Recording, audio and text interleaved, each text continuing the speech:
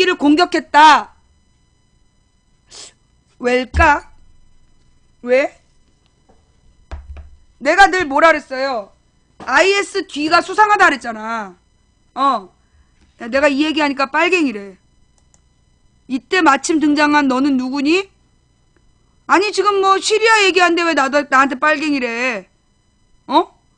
아니 왜 시리아 얘기하는데 왜 나한테 빨갱이래? 이 IS가 IS는 왜 러시아를 공격했을까? 이거 지금 딱 보니까요. 지금 이제 러시아 비행기 일제히 영국이랑 독일이랑 뭐 미국이랑 전부 다 IS에서 폭격당했다라고 보도하고 있잖아. 근데 맨 처음에는 이게 폭격이 아니라 그랬었다고. 근데 첫날은 아니라 그러더니 갑자기 모든 언론이 일제히 짜고 동시에 이게 IS의 공격이라고 얘기를 하고 있는 거야. 자, 지금 분위기를 딱 봤을 때 IS에게 돈 되는 게 누굴까? 난 누구라고 딱 꼭 집어서 얘기는 안 했어. 내가 이제 IS에 돈 되는 게 누구다라고 난 딱 집어서 얘기한 적은 없어. 남은 여기까지는 그냥 내가 얘기하는 거 알아들을 사람만 알아들어. 알아들을 사람만 알아들으라고. 나는 이제 미국하고 러시아가 그 대결 중이었다. 팩트야. 근데 IS가 러시아 비행기를 공격했다. 팩트야. 나는 이제 누군지는 내가 얘기를 안 하겠어. 난 누군지는 얘기를 안 했어. 그러니까 이 IS에게 돈 되는 게 누굴까? 그러면 여기서 오바마인가요? 난 오바마 아니라고 생각해요. 왜? 오바마는 전쟁에 반대하는 사람이야. 부시가 이라크 전쟁을 하면서 그 나라에 미국을 완전 빚더미에 올려놨잖아. 오바마가 되자마자 제일 먼저 한 일이 뭐냐 하면 이라크 전쟁을 끝내버린 거야. 이라크 전쟁을 끝내버렸어. 그러면서 소위 이제 전쟁은 안 된다. 너무 빚이 많이 들어가니까 전쟁 말고 산업 발전을 통해서 강한 미국을 만들어야 된다. 그게 오바마 철학이야. 오바마는 이 전쟁을 반대하는 측이야. 미국의 민주당은. 근데 누가? 공화당. 이 공화당은 뭘 원해요? 전쟁을 원하는 사람들이야. 공화당에다가 후원하는 사람들이 소위 무기산업자들이야. 이 무기 군수산업체에서 공화당 정치인들에게 돈을 대고 있다고. 그래서 이 공화당 정치인들이 트럼프를 계속 띄우고 있는 거 아니야. 그러면서 결국 내가 뭐라 했어요? 야, 근데 미국에서 트럼프가 대통령 되는 거 아닌가 싶기도 해. 내가 그 얘기 했잖아. 지금 전 세계 미디어들이 하자 있는 독재자를 지도자로 안 친다. 뭐 올랑드는 좀 나아졌지만 그 전에 사르코지 그랬지. 이탈리아 배총리 그랬지. 그 다음에 아베 그렇지.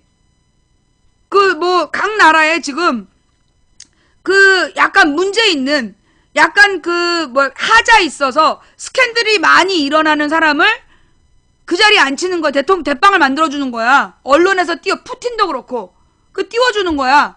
띄워줘서 그 자리에 앉혀놔. 이유가 뭐지? 이유가 뭐야? 스캔들이 많은 지도자를 앉혀놔야 지들이 조리하기가 쉽거든. 가령 그런 거지. 박근혜가 재벌들을 막 통제하겠다 그럴 때 박근혜 7시간 동안 누구 만났냐 이런 거 언론에 한번 던져주면 갑자기 말 잘 듣게 되잖아. 그런 식으로 그 뭔가 문제가 있는 사람을 대통령으로 앉혀놓고 그리고 조정을 하는 거야. 너의 스캔들을 터뜨리겠다? 그래서 하루아침에 막 지지율이 폭락하고 막 이런 식으로 지지율이 폭락하고 막 결국 언론에서요. 지지율 보도? 난 언론에 정권 길들이기라고 봐. 지네들 입맛에 맞게 여론조사에 지지율이 올라갔다 내려갔다. 여러분 잘 생각해봐. 지난 내가 8월 달에 그 얘기를 했을 거야. 지금 막 박근혜 지지율이 떨어지고 있다라고 얘기하고 있는데 그 이유가 내가 볼 때는 노동법 때문이다. 그거네. 자, 여러분 잘 생각해봐요. 지난 8월 달에 그러니까 6월, 7월에 메르스 사태 때문에 박근혜가 되게 욕을 먹었어. 지지율이 폭락했어. 지지율이 막 폭락한다는 얘기가 나와. 근데 그때 박근혜가 갑자기 노동법 얘기를 들고 나와. 그러면서 내가 뭐랬냐. 곧 지지율 올라간다는 보도가 나올 거다. 기억나요? 기억나? 내가 메르스 사태로 박근혜 지지율 폭락이라는 보도가 연일 이어질 때 내가 근데 박근혜가 갑자기 그 임금 피크제 얘기를 하면서 노동법 개혁을 그때 뜬금없이 들고 나왔어. 그래서 내가 이거 잠시 후에 박근혜 지지율 올라간다는 보도 나올 거다. 올라갔잖아. 박근혜 지지율 올라갔다라고 연일 보도했어. 그런데 지금 박근혜 지지율 폭락한다고 모든 언론이 일제히 보도하고 있어요. 요 이유는 뭐냐? 이번 국회에서 노동법을 빨리 통과시키라는 거야. 김무성 아버지 친일 문제, 그 다음에 박근혜 지지율 폭락, 요 보도가 사실이지만 이걸 이제까지 박근혜 지지율이 계속 폭락했어. 내가 화나는 이유가 그거야. 박근혜 지지율은 지난 6, 7월 이후로 꾸준히 하락했다고. 근데 그동안 지지율 높다고 거짓말했잖아. 지지율이 올라갔다고. 그러다 갑자기 사실대로 보도하는 이유가 뭐냐? 이번 국회가 끝나기 전에 노동악법을 통과시키라는 거야. 지금 국회에서 지금 김무성이가 막 그 야당을 압박하면서 노동악법 통과시키겠다고 지금 그러고 있는 거잖아. 라는 합리적인 의심이 든다라는 거지. 라는 합리적인 의심이 든다. 그러니까 지금 박근혜 지지율 폭락이라는 보도가 원래 박근혜 지지율 지금 40% 안 돼. 10%, 15%밖에 안 돼. 그런데 갑자기 지지율이 50%라고 뻥을 치다가 지금 지지율 폭락했다라고 보도하는 이유 자체가 지금 노동학법 빨리 통과시키라는 거 아니야. 박근혜 노동학법 빨리 통과시키라고 지금 압력 넣는 거 아니야? 김무성한테도 김무성의 김무성 사위가 마약했어. 마침 그때 터졌지. 9월달, 8월 말 9월 초에 노동학법 얘기 나올 때야. 그 김무성 사위 터졌지. 김무성 아버지 친일 행적 다 드러났지. 그 다음에 이제는 보좌관 문제까지 터졌지. 박근혜는 지지율 떨어진다 그러지. 그런데 신기한 건 둘이서 같이 빨리 국회를 열어서 민생 현안법을 통과시켜야 된대. 언제 니네가 민생에 관심 있었어? 지금 빨리 국회를 열어서 통과시키고 싶은 법이 뭔데? 임금 피크제하고 쉬운해고법이잖아. 지금 박근혜하고 김무성이 국회를 빨리 열어갖고 통과시키겠다는 법이 뭐냐? 이게 무슨 중소기업을 살리고 영세 장업자 살리고 노동자 살리는 법이 아니야. 임금 피크제 쉬운해고법 그거 빨리 통과시키겠다고 저러는 거야. 그게 민생을 살리는 거라고.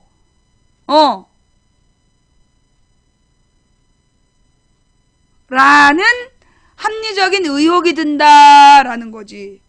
요 얘기는 사실 나도 방송 전에는 미처 깨닫지 못했던, 방송 전에는 미처 깨닫지 못했던. 지금요, 얘네가 이제 원래 민생을 살려야 돼. 그런데 메르스 사태 터지고 막 계속 사고를 쳤어. 그런데다가 외교 문제에서 계속 실책을 했어. 근데 갑자기 국정교과서를 던져. 그 다음에 국정교과서를 던져놓고 그 국정교과서 던지기 전에 야당이 노동학법 반대하고 있었어. 찾아봐. 야당이 노동학법 반대하고 을들을 위한 민생법안을 통과시켜야 된다고 막 얘기하고 있는데 국정교과서를 던진 거야. 그래서 야당이 이 민생법안 얘기를 뒤로 하고 국정교과서 문제에 막 몰입되어 있는데 이 새끼들이 야 국정교과서 그만하고 민생 문제로 돌아가. 민생 문제는 빨리 해결해줘. 이렇게 얘기하는 거야. 그러면서 야당이 지금 민생법안을 통과시키지 않으려고 그런다. 그런데 지금 실제로 얘네가 통과시키려는 건 민생법안이 아니야. 쉬운 노동해고야. 노동자를 쉽게 해고하고 정규직의 월급 깎는 법 그거 지금 통과시키려고 국정교과서로 장난을 치면서 노동법을 빨리 통과시키라고 지금 쇼하고 있는 중이야. 재벌을 위한 그러니까 박근혜가요 항상 지지율이 떨어졌다고 욕을 먹어. 안 좋은 스캔들에. 그러면 늘 박근혜가 뭐니 규제를 완화하라고 막 소리를 질러. 기사 잘 찾아봐. 박근혜가 막 인사참사 그 다음에 외국 가서 사고치고 이런 것 때문에 지지율이 떨어져. 그럼 막 지지율이 떨어졌다 보도가 나온다? 그러다 갑자기 박근혜가 규제 완화하라고 막 소리를 질러. 그러면 지지율이 반등했다. 그래서 뭔가 어디 가서 연설을 해가지고 지지율이 반등했다 이런 보도가 나와. 그러니 박근혜 지지율에 대한 보도는 지금 폭락했을 때 내가 얘기하는 거야. 박근혜 지지율이 올라갔을 때 얘기하면 안 믿을 거잖아. 지금 박근혜 지지율 폭락했다. 원래 폭락한 상태였어. 폭락 아니야. 원래 이 정도야. 박근혜 지지율 실제로 15% 20%밖에 안 돼. 그런데 박근혜 지지율이 50%라고 개뻥치다가 이제사 사실을 인정하는 거야. 이유가 뭔데? 박근혜 길들이는 거야. 박근혜 협박하는 거지. 그래서 여러분 절대 여론조사에 휘둘리지 마세요. 여론조사에 휘둘리지 마세요. 지금부터 내년 총선 때까지, 후년 대선 때까지, 그 다음 지방선거까지 끊임없이 언론에서 여론조사 결과라는 이름으로 개뻥을 칠 거예요. 그 뻥에 여러분 흔들리지 마세요. 걔네들이 노리는 게 뭐냐? 여러분 실제로요. 지식채널2라는 책이 있었어. 책이 있어. 그 책에 보면 한 실험을 한 게 나와. 뭐냐? 어떤 사람한테 흰 줄하고 검은 줄하고 두 개를 줘요. 근데 둘 중에 하나는 확실히 짧아. 근데 그걸 눈으로 확인될 만큼 하나는 짧아. 그런데 그 피실험자 한 사람 앉혀놓고 나머지 9명이 똑같이 반대로 얘기하는 거야. 야, 짧은 게 길어. 이 사람이 볼 때 이 검정줄이 짧고 흰 줄이 길단 말이야. 어머, 검정줄이 더 기네. 그렇게 얘기하는 거야. 검정줄이 더 긴데 색깔 때문에 짧아 보이는 거야. 이렇게 9명이 다 똑같이 얘기해. 그러면 피실험자가 답변을 아니야. 눈으로 봐도 흰 줄이 길잖아. 라고 얘기한 사람이 전체 몇 프로? 끝까지 자기가 보는 대로 믿고 소신껏 말한 사람이 그 실험자 중에 13%. 87%는 검정줄이 더 길다라고 나머지가 똑같이 얘기하니까 따라간 거야. 그게 바로 쟤네들이 여론조사라는 이름으로 국민을 속이는 이유야. 지금 왜 여론조사를 자꾸 발표할까? 거짓말 여론조사를 왜 발표하느냐? 거짓말 여론조사로 그 군중심리를 유도하는 거야. 다른 말로 모방효과, 밴드웨건 효과를 노리는 거예요. 이게 심리학이야. 쟤네들이 심리전단반이잖아. 고도로 심리전을 펼치는 거예요. 예, 고도로 심리전을 펼치면서 그래서 옛날에 이명박 지지율 50%는 찾아보면 다 여의도 연구소야. 여의도 연구소가 누군데? 새누리당 싱크탱크. 지네가 조사해가지고 지지율 50%라고 발표하면 진짜? 그리고 확인하는데 국민들이 잘 모르잖아. 나는 이명박 싫은데 지지율이 50%라니까 지지해줘야 되나 싶어서 눌러주는 거야. 박근혜는 어떤 식으로 여론조사를 했느냐? 박근혜 지지율이 높게 나오는 이유는 뭐냐면요. 박근혜 이제 여론조사를 하잖아. 하다가 박근혜가 잘하는 부분이 다음 중 뭐냐고 물어봐. 하나도 잘 못했잖아. 없다라고 쓰면 이 사람의 여론조사는 무효가 되는 거야. 그래서 지지율이 높게 나오는 거야. 여러 사람이 박근혜 그러니까 박근혜 여론조사를 받아봤는데 작년 재작년에 박근혜가 그 여론조사 할 때 항상 지지율 높게 나오는 이유가 박근혜가 뭐 하나는 잘한다고 써야 그게 반영이 돼. 잘한 거 없다고 그러면 그 여론조사는 반영이 안 되는 거야. 그러니까 50%가 나오는 거야, 지지율이. 이해가 안 됐지? 왜 박근혜가 지지율이 50% 나왔는지 이해가 안 됐잖아. 이명박 때는 개뻥을 밴드웨건 효과로 먼저 선빵 거짓말하고 따라가는 효과라서 지지율 50% 그럼 41% 이렇게 나왔어. 근데 박근혜는 반드시 다음 중에 뭘 잘하는지 눌러야 없음이 없어 보기에. 박근혜가 다음 중에 잘한 게 뭐냐 물어. 잘한 게 없어. 없는데 없음이 없어 버튼에. 그러면 없다. 그러면 얘는 이 여론조사가 반영이 안 되는 거야. 그래서 지지율이 높게 나오는 거예요. 예, 엔젤라라님 왜 지금 저기 채팅창에 또 그 M자를 계속 써가지고 저기 하시는 거죠? 예, 그 님 주머니가 채팅하고 있어요. 예, 자 오늘 4시 내가 4시에 여러분들 저기 그 녹화 종료하라고 자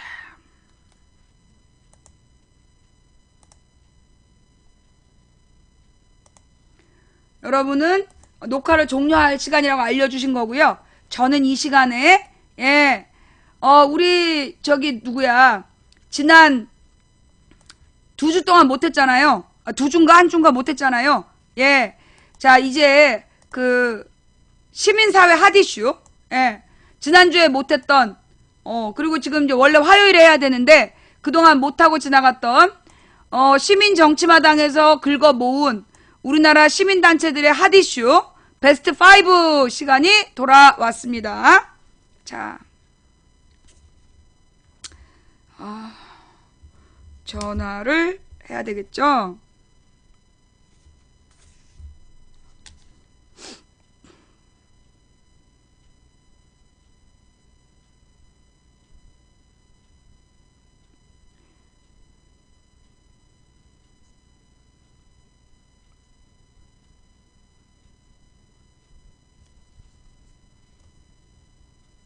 너희들은 염소가 얼만지 아니? 여보세요? 네, 망치 부인입니다. 네. 안녕하세요. 네네. 네, 지금 어디세요? 아, 지금 영덕인데요. 일주일 내내 영덕에 계시는군요. 아, 이제 11일, 12일 날 주민투표를 하니까요. 아, 다음 주네요? 네? 그 예, 준비 다음 상황은 주 수요일 어때요? 뭐, 착착 진행되고 있는데 문제는 그게 아니고요. 네. 여기 핵발전소를 찬성하시는 분들이 주민투표가 불법이라고 지금 계속 얘기를 하고 계셔가지고. 예, 근데 불법이 아닌데 불법이라고 얘기를 하는 건 사실 무고죄에 해당하는 건데. 그걸 너무나, 예, 아무렇지도 않게, 예, 불법 주민투표다. 예, 그러면서 지금. 지들 마음에 안 들면 다 불법이라 그러잖아요. 예, 예, 그렇게 지금 하고 계시네요. 예. 아, 여러 가지로 많이 힘드시겠어요. 그래서 오늘 그렇게 불법이라고 얘기한 데에 지금 저희가 고소를 했습니다. 네, 고소하는 기자회견을 2시에 했고요. 예. 그리고 뭐 여기 군수도 뭐 그런 얘기에 대해서 이제 굉장히 입장이 곤란한 상태인데 뭐 군수를 또 앞세워서 군수는 그렇게 말을 한 적이 없는데도 뭐 군수가 불법이라 그랬다. 그래서 안 된다. 참여하면 안 된다. 근데 여기 지역의 촐로분들이 불법 이렇게 그리고 정부에 반하는 거 이런 거에서 굉장히 걱정을 많이 하시잖아요. 그런 어떤 뭐라 해야 되나 사람들이 좀 두려움 이런 것들을 이용을 해가지고. 그게 이제 그게 그런 거죠. 영덕에 원전이 들어오면 지역이 발전된다, 개발된다 이런 주장을 하고 있는 거잖아요. 그런 말을 하다가 사람들이 그걸 별로 안 믿거든요. 그걸 믿지 않아요. 믿지 않으니까 이제는 아예 투표 자체를 못하게 방해하는 거죠. 방해하는 것도 다른 게 아니라 불법이라고 말하면서 방해를 하는 거예요. 그러니까 이제 친정부적이고 법을 지키려는 그 지역민들의 정서를 악용한 거네요. 네, 그렇죠. 예. 새끼들 진짜 그래요. 자, 하여튼 뭐 고생이 참 많으십니다. 네, 제가 지금 준비가 잠깐 안 돼서 한 1, 2분만 있다가 다시 전화 주시면 안 될까요? 아, 그럴까요? 예, 좀 주변에 시끄러운 것 같아요. 다시 전화 드릴게요. 예. 예. 아, 지금 이제 영덕에 내려가 계신 그 양희원영 국장님하고 지금 양희원영 처장님하고 연결을 좀 해봤는데, 그러니까 이 영덕 분위기가 그 영덕 안에서 일단 뭐 땅을 가진 사람들은 빨리 원전 유치해서 땅 비싸게 팔아먹고 가겠다. 이런 사람들이 있는 거야. 이 사람들이, 근데 거기 지역에 살 사람들은 당장 원전이 들었으면 누가 영덕 대게를 사먹겠어. 영덕에서 어민들이 누가 거기서 나온 물건을 사먹겠어. 그러니까 지역 어민들은 다 반대하는 거야. 그 영덕이 참 경치가 좋은 곳이더라고, 내가 가보니까. 그런데 거기를 갖다가 원전을 만들면 완전 망가지는 거거든. 그래서 지역민들은 반대하는데, 이제 소위 이제 땅을 팔아먹을 사람들, 이 사람들이 지금 찬성하고 있는 거죠. 참 기가 막힌 거야, 지금. 그러면서 지금 이제 근데 주민들이 반대하는 여론이 되게 높대요. 거기 서민들은 알거든. 이거 원전 들어오면 망한다. 이게 왜냐하면 이제 그 후쿠시마 사태를 겪었기 때문에 그 전에는 우리나라에서 원전 이거 찬반 물어보면요. 대부분 찬성했어요. 뭐 고리 원전 이런 거 만들 때도 뭐 묻지도 않았지만 이 후쿠시마 사태 이전에는 그 정부에서 한다는데 이런 땅 가진 사람들이 막 주장을 하고 분위기를 만들면 사람들이 막 하고 따라갔어. 그래서 이제 이 동해안에 원전을 짓는 게 쉬웠단 말이야. 그런데 후쿠시마 사태가 있었잖아. 그래서 후쿠시마 사태 때문에 삼척에서도 거절된 거예요. 삼척에 짓기로 했던 게 거절됐잖아. 그리고 지금 영덕으로 왔는데 영덕에서 막 목소리 큰 사람들이 막 원전 찬성, 우리도 뭐 원전 짓고 도시가 되자, 시로 승격하자 이런 얘기를 막 하고 있단 말이야. 근데 주민들은 반대 여론이 많은 거야. 쪽수가 많은 쪽이 반대라고 있는 거지. 사실 많은 지주가 아니고, 그 다음에 시로 성격된 뭐가 문제냐면요, 농어촌 지원이 안 돼요. 대학교 입학할 때 농어촌 전형에 해당이 안 되는 거야. 그러니까 걔네들은 시로 승격되면 지네들 집값이 오르니까 좋아하는 거지. 부동산 가격 올라가니까. 근데 실제로 거기 살고 있는 땅이 없는 주민들은, 그렇게 지주가 아닌 주민들은 시로 승격돼서 좋을 게 없는 거야. 그러니까 시로 승격돼서 좋은 사람들이 결국 부동산 재벌들인 거지. 땅 팔아먹을 사람들이 좋아하는 건데, 그러다 보니까 지금 영덕 원전에 대해서 반대 여론이 높은 거야. 그러니까 그 주민투표를 못하게 불법이라고 거짓말하고 있다는 거지. 자, 아직까지 준비가 안 되셨나봐요. 예, 준비가 되면 전화를 드리기로 하고요. 자, 여러분, 중간에 공지 나갑니다. 오늘 저녁 6시에 새정치연합에서 6시 반 보신각에서, 예, 새정치연합에서 뭐 문화제가 있대. 국정교과서 반대 문화제가 있답니다. 근데 나는 그 새정치민주연합 그 당직자들한테 궁금한 게, 왜 시간을 그렇게 일찍 잡아요? 지난번엔 6시로 잡고, 이번에는 6시 반으로 잡았는데, 시민들이 가려면 적어도 7시 넘어야 되는 거 아니에요? 그리고 거기 참가하신 분들도 저녁 식사를 하고 오셔야 되는데, 왜 시간을 6시 반, 6시로 잡아? 이건 시민들 참여를 막는 거 아니야? 혹시 당직자들 퇴근할 시간에 맞춰서 그러는 거예요? 아니, 정말로 시민들의 참여를 원하면 시간대를 7시 이후로 해야 될 거 아니야. 저녁 먹고 지난번에도 6시에 모였다가 그 당원들 전부 다 밥 먹으러 가면서 빠져버렸어. 그러니까 앞부분이 확 빠지고 확 비어버리고, 그게 뭐야? 이상하게 시간을 잡네. 그 평일에 그렇게 일찍 잡으면 시민들이 어떻게 참여를 해요? 이게 준비하는 사람들이 좀 뭔가 문제가 있는 것 같아. 예. 그 행사 준비하는 사람들이 뭔가 좀 적극적으로 뭔가 준비하는 것 같질 않아. 예.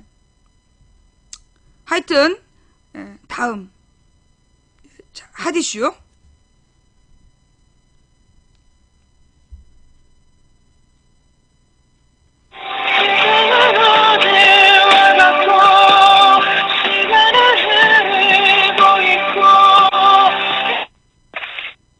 네, 여보세요? 네, 이제 전화 네. 가능하세요?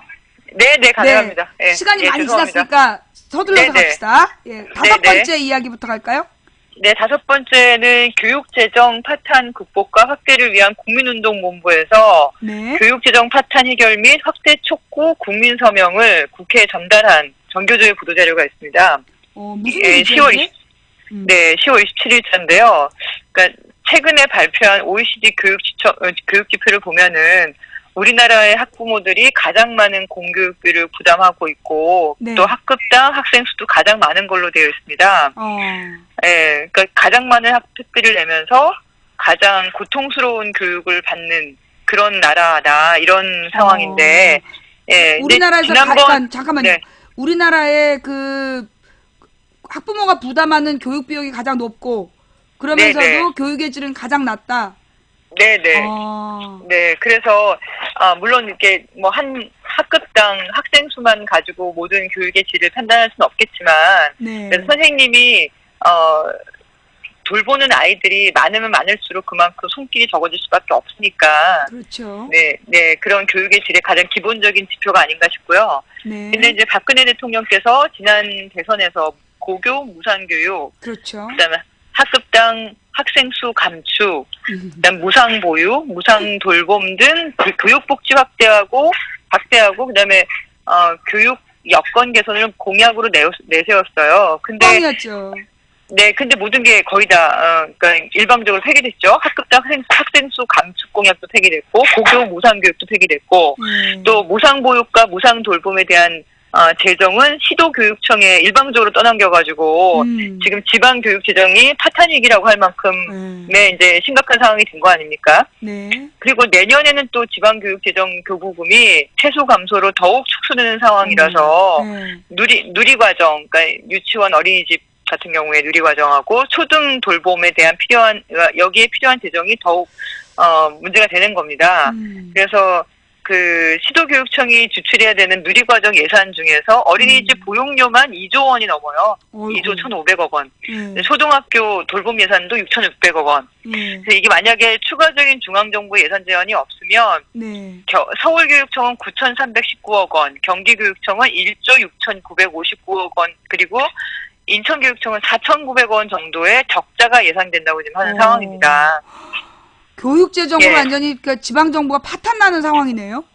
그렇죠. 예. 그러니까 이거를 전부 다 박근혜가 자기가 공약으로 만들어 놓고 예산을 지방교육청에다 떠넘기는 것 때문에 나타난 문제점들이라는 거죠? 네, 그렇죠. 지금, 1일날 현재 교육부가 낸 정부 예산안에서는 누리과정 예산이 하나도 없어요. 네, 이번에 그렇더라고요. 네.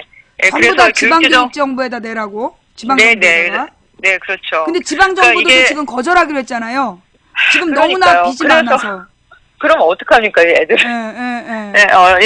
애는 많이 낳으라고 해놓고는 무슨 맞선 보는 거를, 그 출산율을 높이고, 그 노총각 노처녀들을 해결한다고 그 얘기를 하면서, 결혼하면 뭐해, 애 낳으면. 그 누리과정이나 초등 돌봄 교육이나 이런 예산을 하나도 만들어 놓지 않고, 맞선 계획만 세우면 뭐합니까? 말로만 그러니까 뒷잔치를 하고 참. 정부에서 자원외교라든지 4대강이라든지 아니면 뭐 원전이나 이런 데는 수십 조씩 어떻게 보면은 세금 낭비를 하면서 정작 필요한 데는 돈을 다 삭감해 버리는 거죠. 그래서 이 내용이 순위 돈도 없는데 번째고요. 그러니까 그 뭐 유치원생들한테 안보 교육하는데 100만 원 또 100억을 쓴다면서요 또. 네, 그러니까요. 쓸데없는 돈 쓰면서 지금 꼭 필요한 돈을 안 쓰는. 아유. 그래서 지금 그런 이제 국민 서명을 국회에 전달하는 행사를 가졌다. 전교조에서. 네, 알겠습니다. 그다음. 그리고 네 번째는 고용노동부의 실업급여 설문조사 결과의 역설로 정부 여당이 고용보험법 개정안을 폐기해야 된다 이런 내용으로 참여연대의 논평이 이제 사위로 올라온 건데요. 네, 내용이 그러니까 뭐죠? 고용노동부가 지난 이제 10월 26일 날 실업급여 설문조사 결과를 발표를 했는데요. 이를 바탕으로 새누리당이 9월 16일 당론으로 발의한 고용보험법 개정안 이 통과를 촉구한 겁니다. 이에 대해서 참여연대가 비평을 하면서 정부 여당의 개정안 자체를 폐기를 해야 된다. 왜요? 이런 얘기. 왜냐하면 박근혜 대통령이 지난 8월 6일 대국민 담화를 통해서 실업급여 기간을 연장하고 금액도 올리겠다고 밝혔죠. 근데 여기에 이런 내용에 대해서 논쟁이 많습니다. 그러니까 두 가지 큰 논쟁 지점이 있는데 하나는 실업급여 자격 요건의 강화입니다. 그러니까 기존에 180일 이상의 기여에서 270일 이상 기여로 약 3개월 정도 기여들을 더 늘렸어요. 그러니까 쉽게 얘기해서 6개월 만에 잘리면 안 주고 1년 만에 잘려준다 이런 얘기잖아요. 그래서 근데 이제 6개월도 못 채우고 끝내는 취약계층들이 많은 거죠. 그렇죠. 그러니까 이 사람들이 실업급여를 더 못 받게 되는 상황이 된 겁니다. 그러니까 근데 이제 그래도 노동부에서는 지급 기간 자체가 늘어났기 때문에 사람들이 실업급여를 타려고 신청할 것이다라고 하는데, 근데 이제 새정치민주연합의 은수미 의원이 이제 여기에 대해서 보도자를 낸 건데요. 그러니까 2014년 실업급여 수급자가 125만 명인데, 이게 기여 요건 자체를 강화시켜 버리니까 실업급여 신청자 수가 77만 3천 명으로 대폭 줄어들어 버린 거, 거의 한 절반 정도로 줄어든 거죠. 그래서 실업급여를 받을 수 있는 62만 명이 실업급여를 받지 못하는 상황이 돼버린 겁니다. 이번에 바뀐 법으로? 그렇죠. 네, 그러니까 박근혜 대통령이 그 국민 담화를 통해서 그 관련 법이 바뀌게 되면 실업급여를 받아야 될 사람들이 절반이 못 받게 되는 그런 상황이 된 거예요. 예. 또 다른 문제는 개정안 자체가 구직급여의 하한액을 최저임금의 90%에서 80%로 더 내려버린 거예요. 그러니까 실업급여에서는 상한액과 하한액이 있는데 아무리 많이 받아도 상한액 이상을 받을 수 없고 또 적게 받아도 하한액 이하를 주지 않는다는 겁니다. 네, 현재 이제 상한액이 1일 4만 원이고 하한액은 1일 기준 최저임금의 90%약 37,500원 정도인데요. 네. 근데 정부 여당이 상한액을 일일 5만 원으로 상한액은 일일 최저임금 80%로 이제 개편을 하자는 그런 내용이에요. 그러니까 그러니까 더 한마디로 더 돈을 적게 주겠다는 거잖아요. 네네네. 그렇죠. 기간을 늘려주는 네네. 대신에 그 네. 대신 그러니까 일을 더 오래 해야 실업급여를 신청할 수 있게 만들고 그 다음에 돈을 네. 오래 준다고 강조하고 있지만 실제로 주는 금액을 줄여서 결국 네. 노동자들은 더 받기 어려운 조건이 나빠지는 그런 네네. 실업급여 제도의 개정안을 현재 국회에서 통과시키겠다는 거군요. 그렇죠. 이 상한액도 늘려서 사람들은 이제 돈을 많이 받을 수 있지 않을까 생각할 텐데 중요한 건 하한액이죠. 최저 그렇죠. 하한액을 사실은 좀 높이 가져가는 그게 기준이 될 수밖에 없지 않습니까? 그렇죠. 사람들은 돈을 어쨌든 적게 주려고 하니까. 하한액으로 주지. 예. 그래서 그래놓고 근데 이런 건 지금 하한액을 민생법안이라고 그러는 거 아니에요? 예, 그죠? 더 밑으로 내려버린 거죠. 예. 이런 법을 통과시키겠다고 지금 야당 협박하는 거 아니야? 네, 민생법안 빨리 저기 하고 국정교과서에 뭐 매몰되지 말고 민생법안 통과시키자고 주장하는 게 이런 네. 거잖아요 지금. 네, 그러니까 민생법안이라고 말하는 게 전 이해가 안 되는 거죠. 이게 어떻게 민생법안? 그러니까요. 민생 죽이는 네. 법안이구만. 네, 그런 법안을 통과시키자고 지금 얘기를 하는 거죠. 자, 예. 다음으로 넘어갈까요? 세 번째도 참여연대 보도 자료인데요. 네. 그러니까 군대 내 인권 보장을 위한 핵심 법안을 처리해야 된다. 그걸 촉구하는 기자회견입니다. 무슨 내용이냐면 어쨌든 그거 두 최근 번째 몇 년 아닌가요? 사이 지난주엔 세 번째였구나. 네네 그럼 세 번째여서 예. 다시 올라온 건데 네, 어쨌든 군대 내 지난주 인권 기준으로 보장을 보면 위한, 네네 보면은 세 번째로 올라와 있는 건데요. 그러니까 그 군대 내에서의 어려운 인권 문제가 최근 들어서 굉장히 다발하고 있지 않습니까? 사고도 많이 발생하고 있고. 네. 그래서 이번 정기국회에는 이제 군사법원을 폐지하고 군 인권보호관 설치하고 군 인권 기본법을 제정해야 된다. 이것을 반드시 통과시켜야 된다라는 이제 주장인 거죠. 네. 이상민 의원이 발의를 한 거 같이 주최를 하신 건데요. 네. 뭐 그 윤일병 집단 구타 사망 사건도 있고 연천 후임병 폭행 사건 그것도 사망 사건이 난 거였죠. 네. 그리고 이런 것들이 이제 뭐 제가 말로 다 옮기기는 좀 어려운 상황인데요. 근데 이게 사고 초기인 2014년 5월 2일 날 육군 28사단 측에서는 살인 사건으로 볼 수 없다고 했다가 이제 목격자 면담, 그러니까 인권센터에서 그렇게 한 거죠. 군인권센터에서 목격자 면담, 증언 확보, 국민적인 항의 이런 걸 해서야 그제서야 이제 살인죄를 규정을 하고 군대 내에서 이 사건이 살인 사건이 있었는데. 네, 그러니까요. 헌법재판소까지 가게 된 건데, 근데 이제 문제가 범인들에게 살인죄가 아니라 상해치사죄가 적용이 돼버린 거죠. 그래서 이게 국내에서 군 내에서 문제가 생겨도 조직의 이익, 인권보다는 그걸 우선시하는 시스템에서는 이런 문제가 제대로 해결되지 못한다는 거죠. 그래서 군인권 기본법, 그러니까 군인이라고 해서 인권이 없는 건 아니잖아요. 그러니까 군인이라고 해서 기본적인 인권이 배제되는, 심지어 살해를 당했는데 그 살인죄가 적용되지 못하는 이런 상황에 대해서 관련 법을 제정을 해야 된다. 그걸 촉구하는 것이 지난주 3위, 이번에 2위로 올라왔습니다. 네. 그리고 두 번째가 정치기사 뒤집어 보기로 정치발전소에서 올라온 것이 이제 두 번째로 올라왔는데요. 네, 정치발전소가 뭔가요? 정치발전소라는 단체가 있는 것 같은데 저도 검색을 해봐. 예. 저도 여기 관련 글이 올라와서 보고 있는데요. 그래요. 네. 그래서 이제 정치기사들을 뒤집어 본다라는. 네네네. 네. 그게 이제 말씀하세요. 한국 정치 보도를 어떻게 보아야 할지에 대한 정치기사 모니터링 팀의 의견을 제시하는 연대글입니다. 이게 9번째 글인 황금별이라는 팀원이 여기 정치발전소에 그 팀원이 출입처 저널리즘 이대로 괜찮나요?라는 내용으로 글이 올라온 건데요. 그러니까 국정원이 근거 없이 흘린 잘못된 정보들을 유통을 시키는 거죠. 그 출입처에 있는 기자들이 예를 들면 북한이 현역 국회의원들의 PC를 해킹했다. 이런 거를 흘리면 그거를 이제 출입처 기자들이 이제 사실인 양 확인을 제대로 하지 않은 상태에서 그냥 보도를 하는 거죠. 그러니까 탐사 없이 발표만을 그러니까 받아 적는 형태인 거죠. 그 출입처 기자들의 이제 폐해로 많이 지적받고 있는데 이걸 뭐라고 얘기하냐면 발표 저널리즘이라고 그래요. 어떤 경우에는 보도 자료를 푸시하나 안 받을 그러니까 그걸 취재를 해야 되잖아요. 누가 그렇죠. 발표를 하면 이게 사실과 같은지, 그다음에 여기에 대해서 관련된 사람들은 어떤 입장인지 그걸 확인을 하고 가야 되는데 어떻게 보면 카더라 통신과 같은 거죠. 다만 그거를 발표하는 데가 정부기관이니까 정부기관은 기본적으로 공신력이 있다라는 전제하에 정부에서 발표하는 것들은 그냥 받아 적는. 네.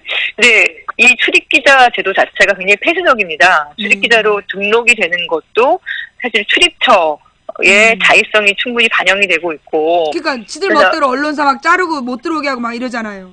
네네. 그래서 자기들이 관리가 안 되면. 프린 내용만 받아 쓰라 그러고. 그렇죠. 예, 예.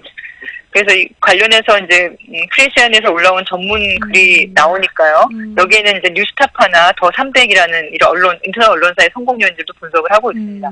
그래요. 네. 그리고 첫 번째는 요즘에 가장 핫한 이슈죠. 그렇죠. 한국 교과서 국정화 문제인데요. 저는 이것을 반대하는 운동들이 들불처럼 퍼지고 있는데 꼭 항일 운동이 일어나는 것 같아요. 그렇죠. 네, 그런 느낌이 좀 듭니다. 네.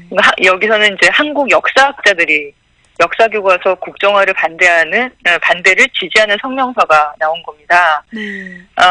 이분들은 이제 해외 대학에서 한국사 관련 연구와 강의를 하고 있는 교수들입니다. 이렇게 시작을 합니다. 한국학을 하시는 이제 외국에 있는 교수님들이죠. 거기에 국내 교수님도 계실 거고 외국 교수님도 계실 것 같은데요. 그러니까 예. 한국사를 가르치는 각국의 교수 151명의 이제 서한으로 되어 있습니다. 네, 그 글이 지금 1위를 차지를 했네요. 그러니까 이 사람들이 지금 외국인도 있고 한국인도 있고 해외 역사학자들이 한국의 국정화를 반대하는 투쟁을 지지한다. 이런 그렇죠. 성명서를 발표했다고요? 이게 국내에서 언론으로 보도됐나요? 글쎄, 저는 본 적이 없는데. 네네.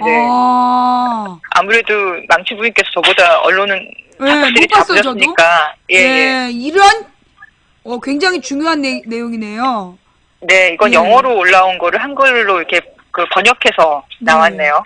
네네. 그런 거군요. 네네. 그래서 이 내용을 보시면 해외 대학의 한국학 교수들인 우리 토명자들은 한국 정부가 역사 교과서의 내용을 전유하는 것을 그만두고 다양한 견해를 포용할 수 있는 방향으로 나아가서 역사 교육의 탈정치화에 힘써주기를 촉구합니다. 지금 국정화 자체가 굉장히 정치적인 행태다라고 꼬집은 거죠. 그래서 한국 정부가 학문 공동체의 자유를 존중하고 국내외에 한국학 교수들의 지식 생산과 보급에 개입하지 않기를 바랍니다. 학문에 개입하지 말라는 거죠. 정치적 개입하지 말라는 거죠. 한국 바깥에서 많은 사람들이 현재 국정교과서 논쟁을 지켜보고 있습니다. 우리는 한국 정부가 21세기 세계 속에 한국의 위상에 걸맞는 방식으로 이 문제를 해결하기를 간곡히 부탁드립니다. 라는 내용으로 나와 있습니다. 그러니까 보면 이제 이거를 멤버로 하신 분들이 뭐 캐나다, 네덜란드, 오스트레일리아, 미국, 영국, 노르웨이 등등 굉장히 많은 분들이 여기를 그 이름을 보면 뭐 한국 사람들도 있는 것 같아요. 남화숙이라는 분도 계시고, 근데 뭐 알버트 L 뭐 이런 분도 계시지만 최혜월, 뭐 그 브루커 렘코 뭐 이런 외국인과 한국인들이 섞여서 외국에서 한국학을 이제 가르치는 분들이 쓰신 게 지금 첫 번째로 올라왔습니다. 이야, 그러니까 이분들이 한국학을 가르치는 교수들이 이 성명을 발표한 거군요. 네, 그렇습니다. 이야, 이러니까 뉴스에 안 나오지. 네, 근데 이런 것들이 사실은 뉴스에 나와서 전 세계가 우리를 어떻게 보고 있는지도 좀 한 번쯤 알 필요가 있지 않을까 생각이 드네요. 네, 그리고 지난주에 이것도 있었지만 여기 시민정치바당에서는 국정화 교과서 관련해서 교육부에 팩스 보내기 캠페인이 있었어요. 근데 그게 이제 시민정치바당에서 진행이 되면서 사이트가 여러 차례 다운되기도 하고 또 추천 기능의 에러나 이런 문제들이 발생을 하기도 했는데요.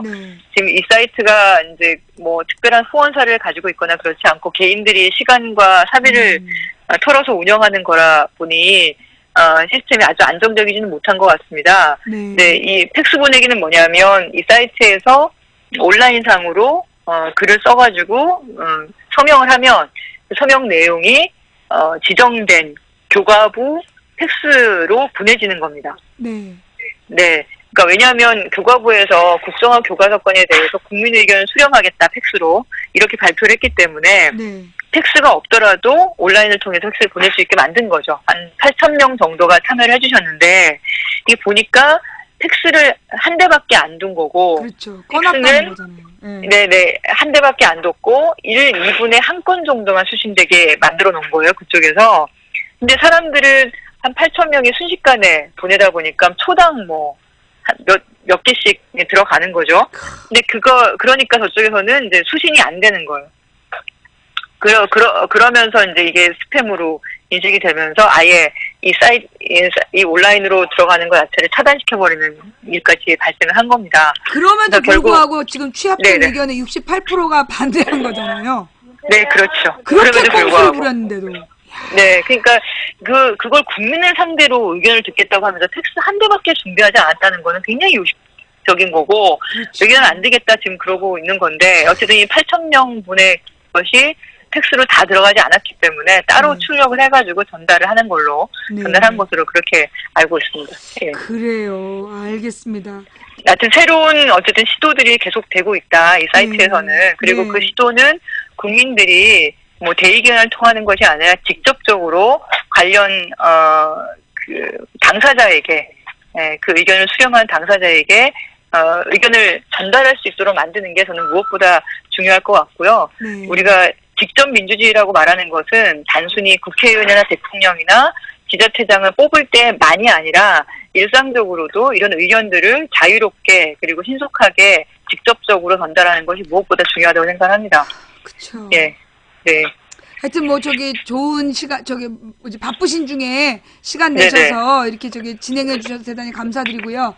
우리 또 다음 주에 또 이 시민사회 단체 핫이슈 5 코너에서 만날 수 있으면 좋겠습니다. 네네.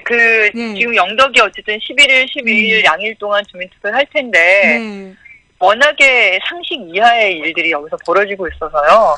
근데 그거를 조정하는 쪽인 정부라는 것이 정말 개탄스럽습니다. 이게 저는 어제 산업통상자원부 장관과 행정자치부 장관의 명의로 나온 그 담화문을 보면서 굉장히 놀랬던 게 이 주민들이 우리는 누구나 다 여론조사를 할 수 있잖아요. 의견을 물을 수 있고 자기 의견을 표현할 수 있는 민주주의 사회에 살고 있어요. 근데 그거를 뭐 대의적으로도 할 수 있지만 직접적으로 의견을 표현하는 방법이 가장 민주적인 방법이라고 우리는 배워왔고 그러면 투표는 그런 직접 민주주의를 실현할 수 있는 가장 적합한 방법인데 그렇죠. 그 투표 자체를 못하게 하는 거죠. 그걸 불법이니 탈법이니 그러면서 투표를 하면 안 된다 그러고 그리고 그렇게 투표를 하게 되면은 강경하게 대처하겠다. 이게 무슨 군사 독재 시대도 아니고 그런 거를 중앙정부에서 발표한다는 게 하여튼 뭐 교과서 국정화 문제도 그렇고요. 이건에 대한 그런 담화문을 발표한 거예요, 지금 정부에서? 어저께? 네네, 어제 발표를 했습니다. 미쳤구나. 네. 미친 게 저는 틀림없어요. 제목을 보면서 너무 놀랬던 게 뭐라고 얘기를 하냐면요. 제목이 이렇습니다. 그러니까 영덕 원전 찬반 투표행위에 대한 정부 입장 얘기하면서 이건 합법적 투표가 아니고 법적 근거 효력이 없다. 적법하게 결정된 정책 결정 본보기 위한 투표 행위를 용납 못한다. 이렇게 얘기를 하는 거예요. 그리고 이런 모든 일체 행위에 대해서 강경하게 대처하겠다.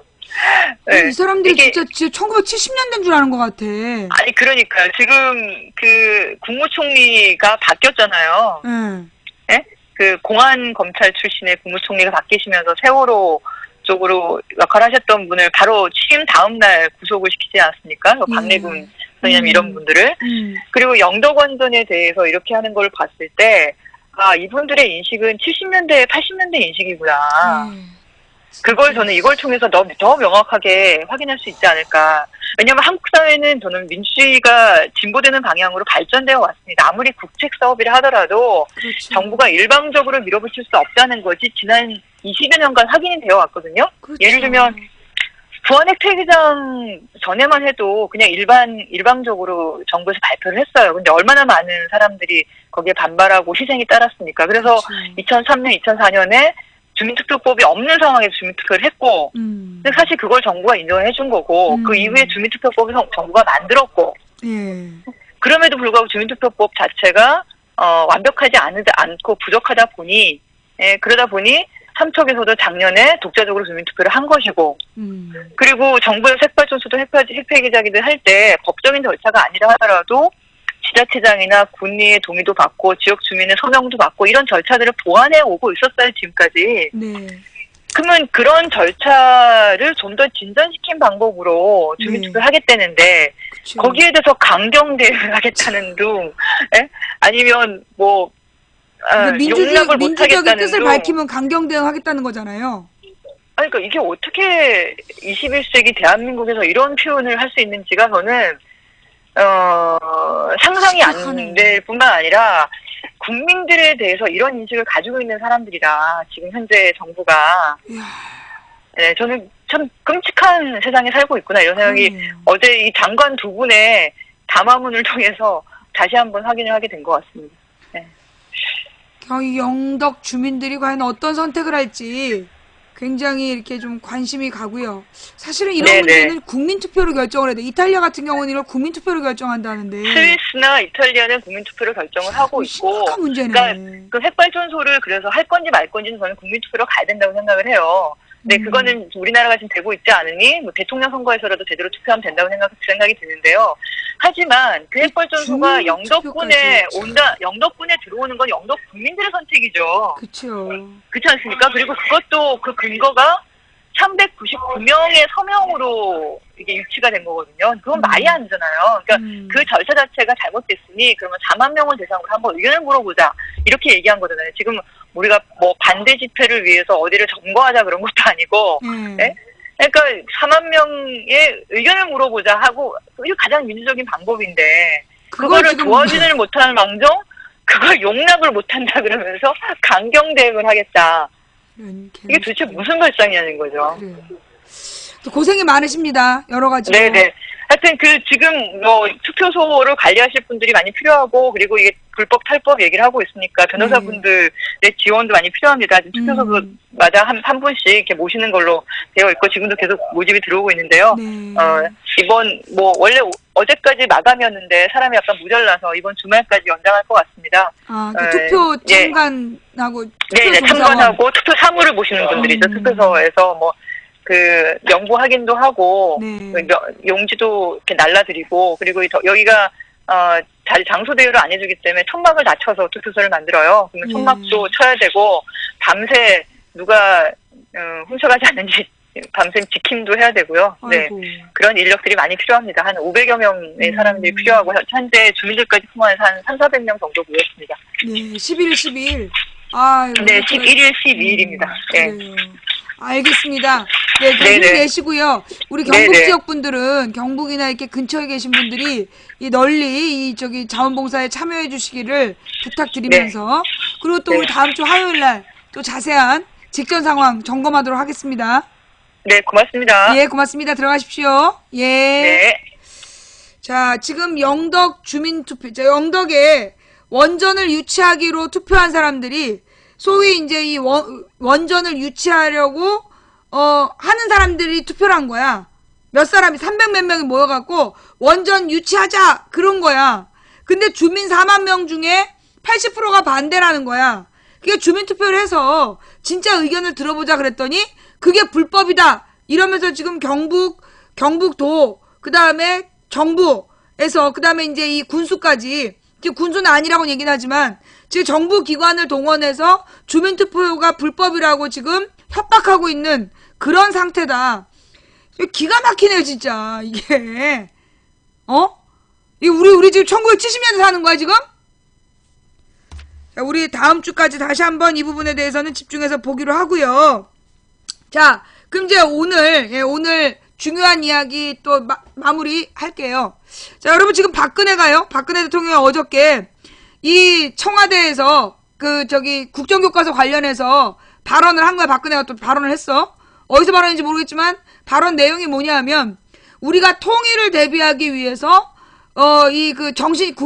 북한부터 정신이 나태하면 안 된다. 그래서 국정교과서를 해야 된다. 예, 라고 이제 주장을 했는데 그 말이 어떤 내용이다? 개뻥이다. 왜냐하면 서독에서는 어떻게 했다고요?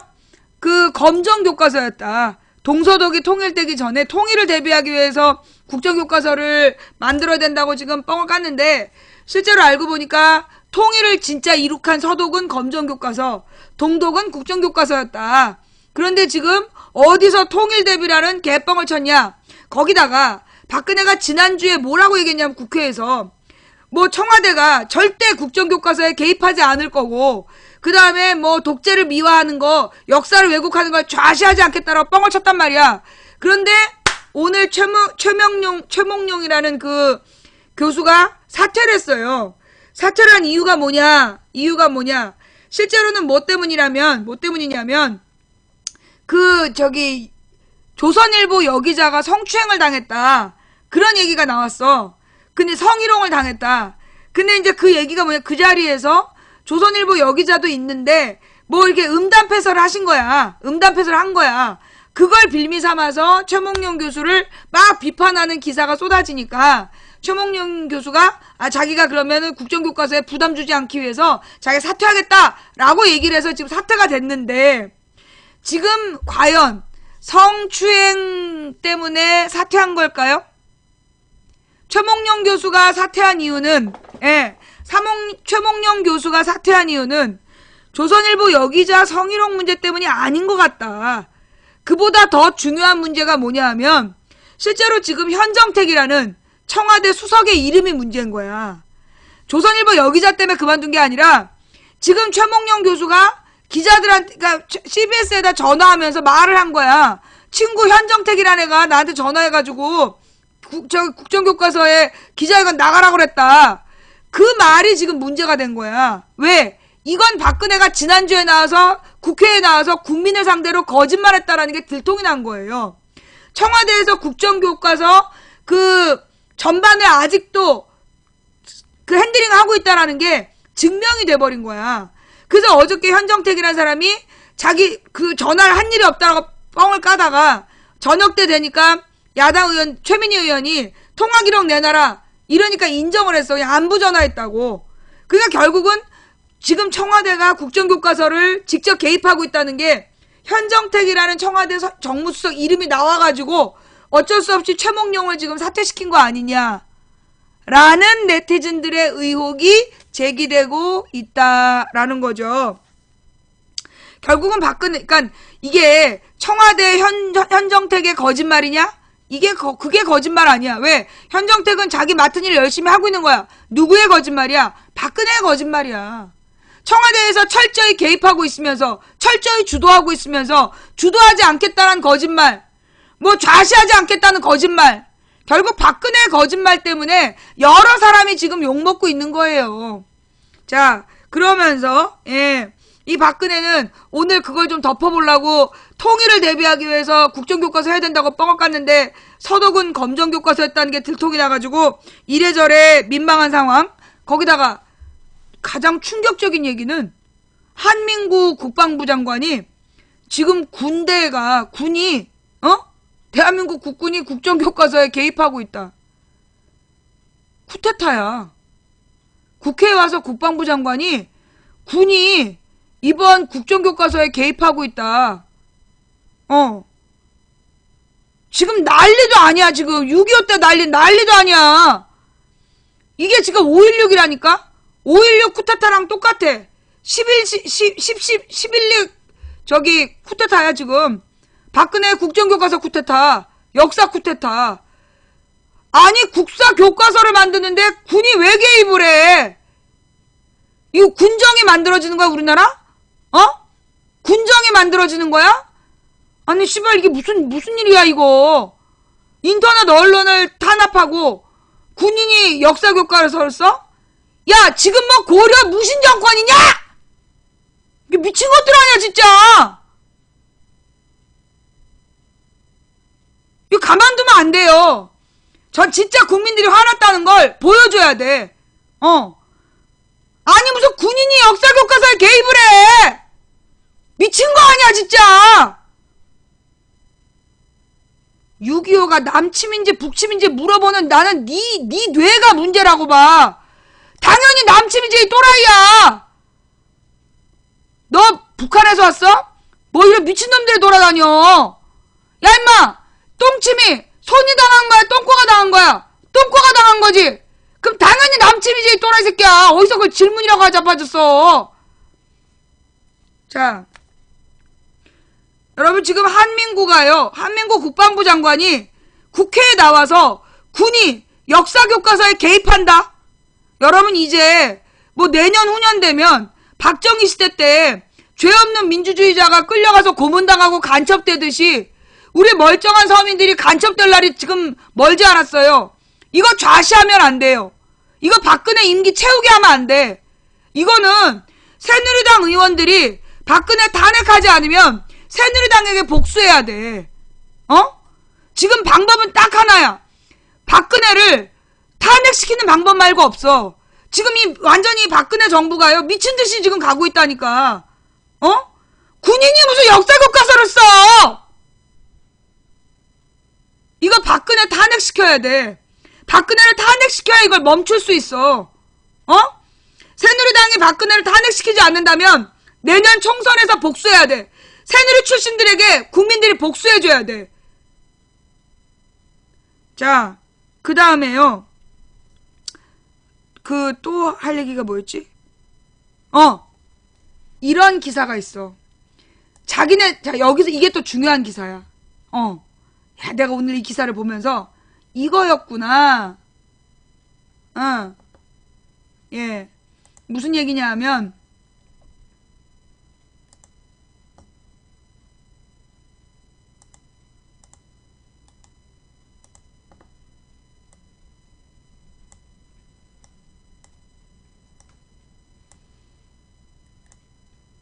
이게 작년 총리실 문건이에요.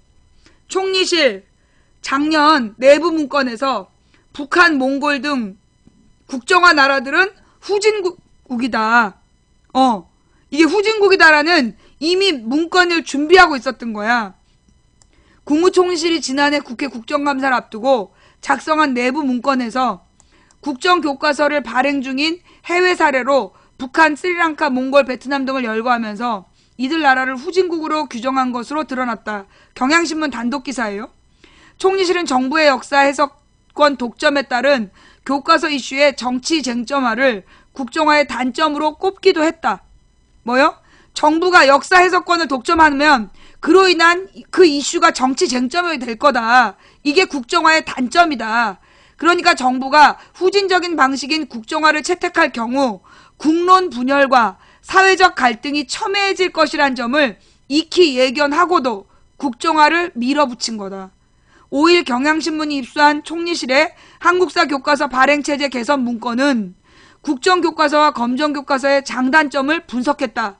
문건에는 국정교과서의 단점으로 정부의 역사해석권 독점 비판, 교과서 개발 단계의 정치 쟁점화 우려, 학습자의 교과서 선택권 제한 등이 적시돼 있다.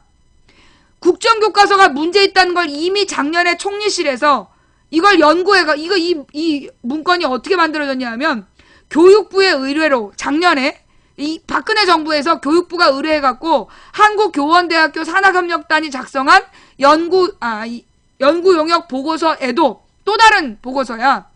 이 역사교과서 국정화에 따른 문제점이 또 나와 있는 거야. 이 보고서에서는 국정화의 단점으로 국가주의 사관에서 벗어나지 못했다. 지배층 위주의 서술이 많아질 우려가 있다는 점 등을 나열했다. 이 용역 보고서는 이어 특정 역사관을 국가가 옹호 제시할 경우 옹호 제시할 우려가 있다는 지적은 상당한 설득력을 갖고 있다면서 실제로 국가 발행체제로 전환될 경우 집회진 구성에 따른 이른바 이념 논쟁이 더 확산되어 불필요한 사회적 비용이 발생할 수 있다고 전망했다. 이 연구 보고서 작성에는 최근 논란이 된 교육부 비밀 태스크포스 팀에서 일하고 있는 유상범 연구관이 연구 협력관으로 참여했다. 무슨 얘기냐? 지금 보고서가 2개야. 청와대 내부 문건에서 이미 총리실 차원에서 총리실 내부 문건으로 국정교과서 안 된다. 그러면서 검정교과서는 다양하고 창의적인 교과서 개발, 시장 경제를 통한 교과서의 질 제고, 질이 더 좋아진다. 역사 해석의 다양성 보장 등을 나열했고, 국정교과서가 시장경제 원리에 어긋날 뿐 아니라 획일적인 역사 교육을 학생들에게 강요할 수 있다는 점을 지적한 것이다. 이 문건은 지난해 10월 국정감사를 앞두고 총리실 교육문화여성정책관실이 정홍원 당시 국무총리의 답변을 돕기 위해 각종 정치 현안에 대한 정부 입장을 정리한 내용이다. 자, 그렇다라면 결국 이 국정교과서를 왜 던졌단 얘기야? 뭘 원한 거야? 국론 분열과 사회적 갈등이 첨예해질 것. 이 국정화를 채택할 경우에 국론이 분열되고 사회적 갈등이 첨예해질 것이라는 걸 철저히 알고 이 일을 시작했다는 거야. 제가 뭐라 그랬죠? 박근혜가 우리가 지금 모든 걸 집중하면 그 에너지를 분산시키는 걸 해낼 수 있다. 박근혜 발언 다시 갖고 와봐. 여러분들이 막 해독기가 필요하다고 웃어넘긴 박근혜 말. 박근혜가 그때 그런 얘기를 했잖아. 우리가 뭐 최선을 다해서 정신을 바짝 차리고 할 수 있다는 신념을 가지면 우리가 에너지를 분산시키는 걸 해낼 수 있다. 그런 얘기 했잖아. 내가 그거 박근혜가 헛소리 한 거 아니다. 그게 박근혜의 목적이라고 내가 분명히 얘기했지. 내가 그거 분명히 박근혜의 목적이라 했잖아. 국민의 에너지를 분산시키는 게 걔의 목적이다. 지금 국정교과서를 던진 이유가 이거예요. 그때 나 안 믿었잖아. 막 비웃었지. 아니라고.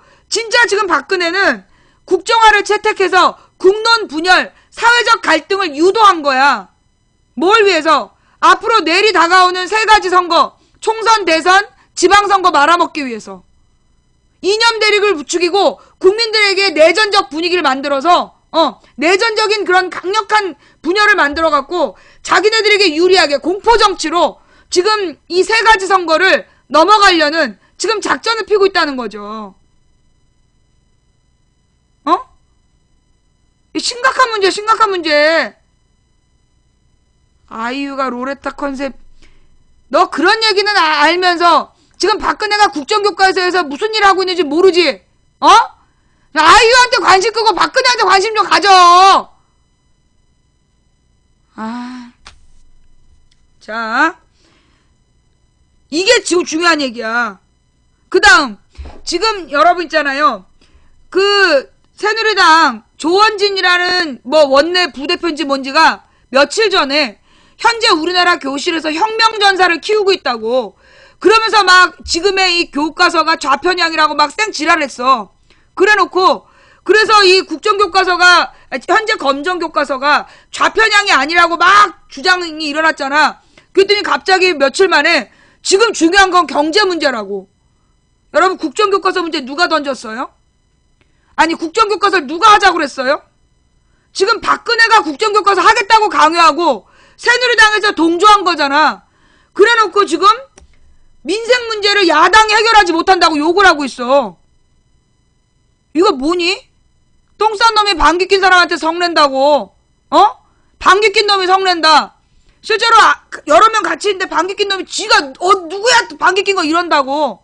아니 지가 똥 싸놓고 누구한테 지랄이야. 똥은 박근혜랑 새누리당이 쌌잖아. 국정교과서 똥을. 그래서 지금 야당이 국민들의 불만 때문에 지금 막 장애투쟁하고 그러고 있는 거 아니야. 그랬더니만 지금 민생은 어떻게 하고 국정교과서 싸움이니. 야! 이것들이 진짜 똥은 니네가 싸놓고 왜 욕은 국민을 협박하고 야당을 바보 만들고 뭐하는 짓거리야 이게 지금. 그러면서 지금 문재인을요. 지금 문재인을 엄청 까대는 거야. 이 심리전단반에서 문재인에 대해서 어마어마한 그 욕을 해대고 있어. 살짝 뒤집어 보면 지금 이 심리전단반에서 계속해서 이 문재인을 까대는 글을 써댄다는 건 뭘 의미할까요? 문재인이 먹히고 있다는 얘기야. 문재인의 투쟁이 먹히고 있다는 얘기야. 내 말이 맞아 틀려? 지금 완전히 시체 같아. 자. 일단 자. 뭐? 가지마. 예. 지금 일단요. 지금 문재인 선수가 왜 그러면 이렇게 문재인 욕을 하느냐? 문재인이 왜 욕먹느냐? 왜 쟤네 심리전단반이 왜 문재인한테 시비를 거느냐? 이걸 내가 또 깨달았잖아. 왜일까? 문제는 야당이야. 지금 이제 이 언론 미디어와 쟤네들은 어떤 계획을 갖고 있었냐? 10월 중순에 박근혜가 선언을 해. 그러면서 찬반 여론이 비등해졌다. 찬성이 더 높아졌다. 이렇게 하면서 덮고 그 다음에 야당의 야권 분열. 그 준비한 대로 지금 쟤네들이 막 탈당 선언하고 막 그러는 거야. 나갈 수도 있다 막 이러면서 안철수가 또 탈당할 수 있다고 또 비쳤다며. 그게 지금 그 뒤에 벌어진 일이잖아. 박영선 안철수가 막 탈당 뭐 들썩들썩 하면서 그런 게 다 짠 스토리라고. 쟤네들이 기대하고 있는 내용이야. 근데 난 제일 웃긴 얘기가 안철수가 탈당하겠다 할 때 누가 그런 거야. 아직 탈당 안 했어? 안철수가 탈당 얘기가 또 나오니까 누가 거기다가 아직 탈당 안 했어? 지난번에 탈당한다고 그러지 않았어? 관심도 없는 거야. 안철수가 탈당한다는 얘기를 했는데 그걸 뭐 막아야 된다 이런 얘기야. 아직 탈당 안 했어? 관심도 없어. 그런데 지금 무슨 얘기냐? 쟤네들은 지금 짜놓은 스토리가 국정교과서 얘기는 이제 밀어붙여서 국면을 이제 전환하면서 야당 분열, 야당 내부에 막 손학규, 박영선, 안철수를 묶어서 뭔가 대단한 애들이 뭔가 문재인을 비판한다라는 그런 막 이렇게 스토리를 짜놨는데 안 먹혀. 왜? 국정교과서 때문에. 국정교과서가 진짜 똥이 되고 있는 거야. 지네가 싼 똥이 되고 있는 거야.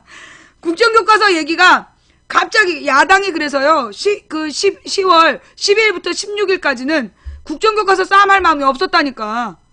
소위 야당 비주류라는 애들도 국정교과서 할 마음이 없었어. 금방 끝날 사안으로 알았던 거야. 물어봐. 다 그랬어. 그런데 국정교과서 이게 10월 넷째 주, 다섯째 주로 가면서 점점 더 깊어지는 거야. 그러니까 셋째 주, 넷째 주로 가면서 점점점 국정교과서 반대 여론이 높아지는 거야. 그러면서 문재인이 이제 막 그 11월 2일 날 뭐 농성까지 한 거 아니야. 그래서 어떤 문제가 있느냐? 문재인을 중심으로 한 리더십이 형성이 돼버린 거야. 국정교과서 싸움에.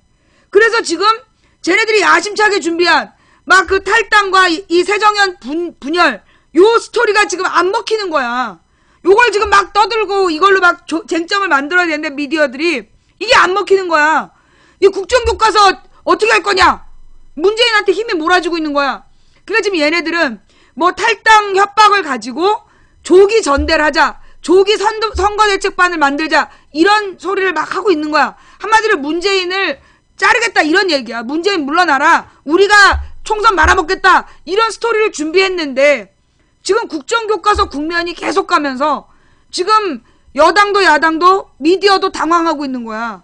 어떻게든지 이걸 좀 국정교과서 얘기를 덮어버려야 되는데 생각보다 이 국정교과서 얘기가 널리 퍼지는 거야.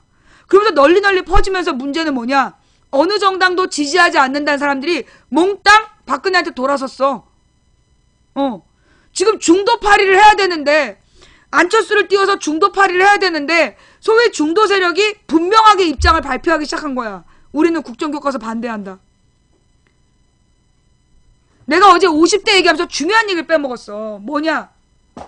우리나라의 50대가 굉장히 현실적 선택을 한 사람들이야. 필요에 따라 선택해. 노무현 찍었다, 이명박 찍었다, 박근혜 찍은 사람들이 박근혜한테 기대한 거, 박근혜를 찍어준 이유는 단 하나야. 경제를 살려라. 그런데 지금 박근혜가 경제 살렸어? 못 살렸어. 그래놓고 뭐하고 있어? 독재를 하려고 그래. 여기서 빡친 거야. 경제를 살리랬지 독재하랬냐? 이게 주제야. 지금 소위 박근혜를 찍어줬던 사람들이 소위 뭐 국정원에서 그런 짓 안 했다라고 믿고 찍어준 거 아니야. 딱 하나 바란 거야. 박근혜더러 경제를 살려라. 네 아버지가 경제 살렸다고 이제까지 너네 아버지가 경제 성장시켰다고 팔아먹었으니 너가 경제 살려라 한 거야. 근데 박근혜가 3년 동안 경제를 살렸어, 못 살렸어? 경제를 살리기는커녕 지네 아버지가 만든 수출 주도형 경제 구조까지 지금 위협하고 있는 거야. 소비가 진작됐다고 개뻥을 쳤는데 일반 서민들의 소비는 늘지 않았어. 왜? 너무 뺏기는 게 많고 세금을 많이 뺏기다 보니까 쓸 돈이 없는 거야. 국민 중에 10%는 부자가 됐어. 더욱더 부자. 그 중에 10% 중에서도 1%가 더욱더 부자 된 거야. 이명박 박근혜 때. 나머지 90%는 너무나 가난해진 거야. 이게 도표로까지 나왔네. 논문으로 조사까지 돼서 발표됐네. 그런데 개뻥치고 있어. 소비가 성장을 이끌고 있다. 어저께 우리 자료를 봤잖아. 마이너스 15.8%. 이제까지 경제 선방하고 있다고 언론에서 거짓말했는데 이 증거가 나와버린 거야. 마이너스 15.8%. 그 다음에 또 뭐? 우리나라 국민 1%만 부자가 됐고 이명박 박근혜 때 국민 90%는 더욱더 가난해졌다. 특히 국민 50%가 2만원과 2% 가지고 나눠 갖고 있다. 처참한 결과가 나와버린 거야. 그래서 등 돌리는 거야. 박근혜를 찍은 사람들은 독재는 했지만 독재를 설마 이 시대에 독재하겠냐. 지금 그러잖아. 지금 우리 중도 국민들이 설마 이 시대에 독재하겠냐. 경제를 살리겠지. 독재는 안 하고 경제를 살릴 거다. 그래서 찍어준 거야. 그랬는데 박근혜가 경제는 못 살리고 독재만 해. 그래서 지금 서민 경제가 파탄되고 등 돌리는 거야. 담배값 인상, 그 다음에 각종 범칙금, 그러면서 중소기업에 대한 지원이 모두 끊기고, 그 다음에 사실 애엄마들도 분노하고 있잖아. 누리과정 때문에. 온 나라가 아주 쪽박을 찼는데 국정교과서 던져갖고 사회 분열을 시키고 국론을 분열시키는 게, 혼란시키는 게 박근혜의 목적이었던 거야. 그런데 이게 국민들이 너무 많이 당했어. 너무 많이 당한 거야. 더 이상 참을 수 없는 단계에 간 거야. 그래서 국정교과서를 가지고 국민들은 뭉치기 시작한 거야. 그동안 이명박 박근혜 8년의 실정에 대해서 8년 동안의 실정에 대해서 국민들이 뭉치기 시작한 거야. 그래서 국정교과서 반대 의사를 반영하는 거야. 이 싸움이 생각보다 국정교과서가 내가 볼 때 박근혜가 싼 똥 두 번째는 뭔지 알아? 2017년 3월. 국정교과서를 2017년 3월에 내겠다 그랬잖아. 이 싸움은 그래서 2017년까지 가는 싸움이 돼버린 거야. 내년 총선 2017년에 지금 박근혜는 지네 아버지 100주년 탄생기념으로 국정교과서를 바치고 싶었겠지만 이 싸움은 2017년 대선까지 연장된 싸움이야. 왜? 2년 안에 박근혜가 경제를 살릴 수 있어? 살렸다는 뻥을 칠 수는 있겠지. 그러나 이제 국민들이 언론을 믿지 않아. 뭐 때문에? 세월호 때문에. 세월호 이후 국민들이 언론을 믿지 않아. 실제로 내 삶이 나아지지 않는데, 우리 주변에 돈이 안 도는데 어떻게 경제가 나아졌다라고 얘기를 하겠어? 언론에다가 경제가 선방하고 있다, 잘 나가고 있다 뻥을 쳐? 뻥까지 마. 안 통해. 국민들이 찍어준 이유는 설마 이 시대에 독재하랴? 독재는 하지 말고 경제를 살려라. 그런데 경제를 죽이고 독재를 해. 그러면서 지금 뻔뻔스럽게 뭐 4년 중임제 개헌 얘기라고 앉아있어. 너네가 어디서 지금 개헌 얘기를 해? 그런데 이 말은 잘 생각해보면 여러분, 최경환이가 어제 개헌 얘기했잖아요. 내가 뭐라 했어? 얘네들이 내년 총선에서 새누리당을 압도적으로 당선시키고 개헌하려고 한다. 내년에 지네들이 압도적으로 200명 되면 그걸로 개헌하겠다는 거야. 개헌을 해서 박근혜를 중임시키고 그리고 유신 시대로 돌아가겠다는 거야. 지네가 천년 만년 사는 줄 아나 봐. 내가 얘기했던 대로 되고 있잖아. 그죠? 지금 개헌을 준비하고 있다 쟤네들이. 그래서 대통령 선거를 박근혜가 지금 죽을 때까지 박정희가 못한, 총 맞아 뒤지는 바람에 못한 종신 집권을 박근혜 때 이루겠다. 지금 그런 거 아니야. 뭐 내 말이 안 되는 것 같아요? 지금 얘네들의 스토리 딱딱 맞아 떨어지잖아. 그럼 최경환이는 왜 개헌 얘기를 던졌냐? 경제정책 실패 책임을 자기한테 물을까봐. 최경환이는 지금 경제정책 실패 책임을 자기한테 물을까봐 개헌 얘기를 던져서 또 다른 이슈를 물타기 하는 거야.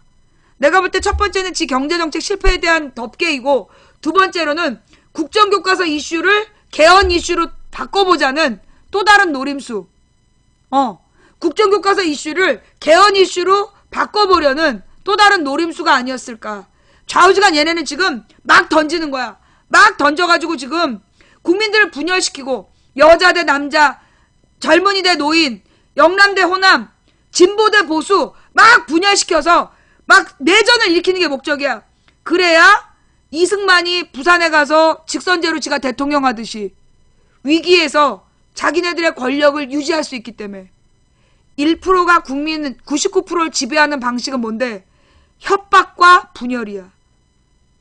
분열시키고 협박하면 다 죽거든. 사실 내가요, 나는 인터넷 언론에 대해서, 나는 그 인터넷 언론사 규제에 대해서 솔직히 찬성한 입장이야. 내 입장은 5인 이하의 인터넷 언론은 통제해야 된다가 내 입장이야. 왜?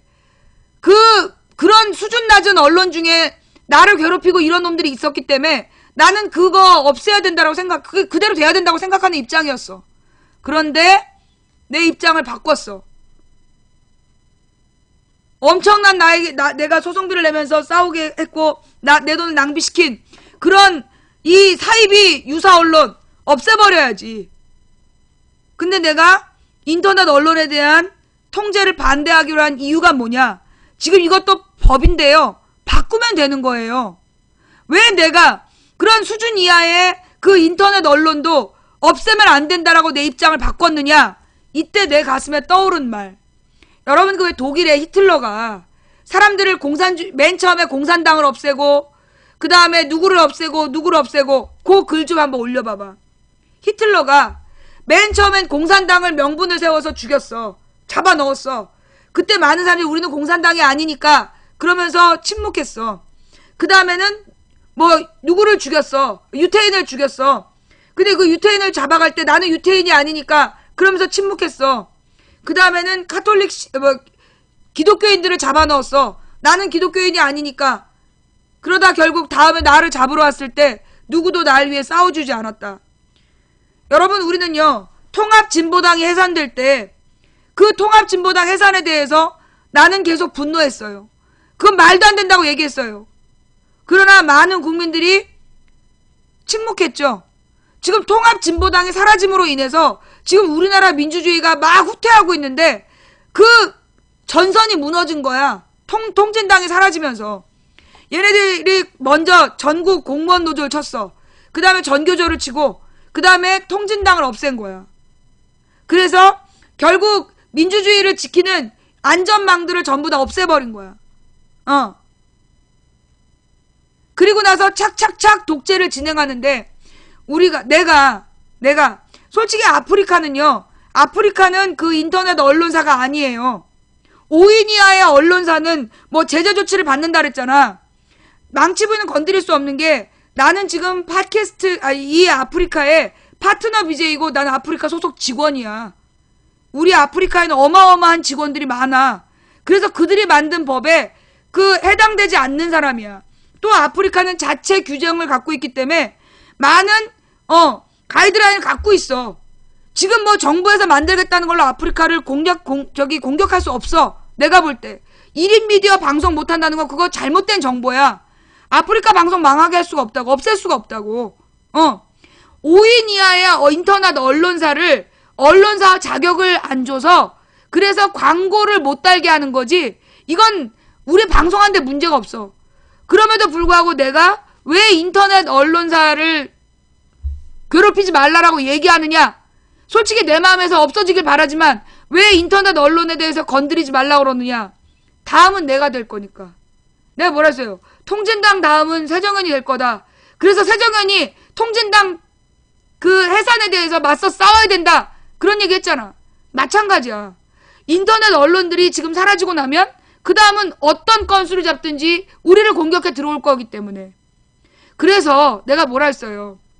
가해자와 피해자 사이에 무조건 피해자 편을 들어줘야 된다. 강자와 약자 사이에 무조건 약자 편 들어줘야 된다. 내 마음은 그 애가 마음에 안 들어.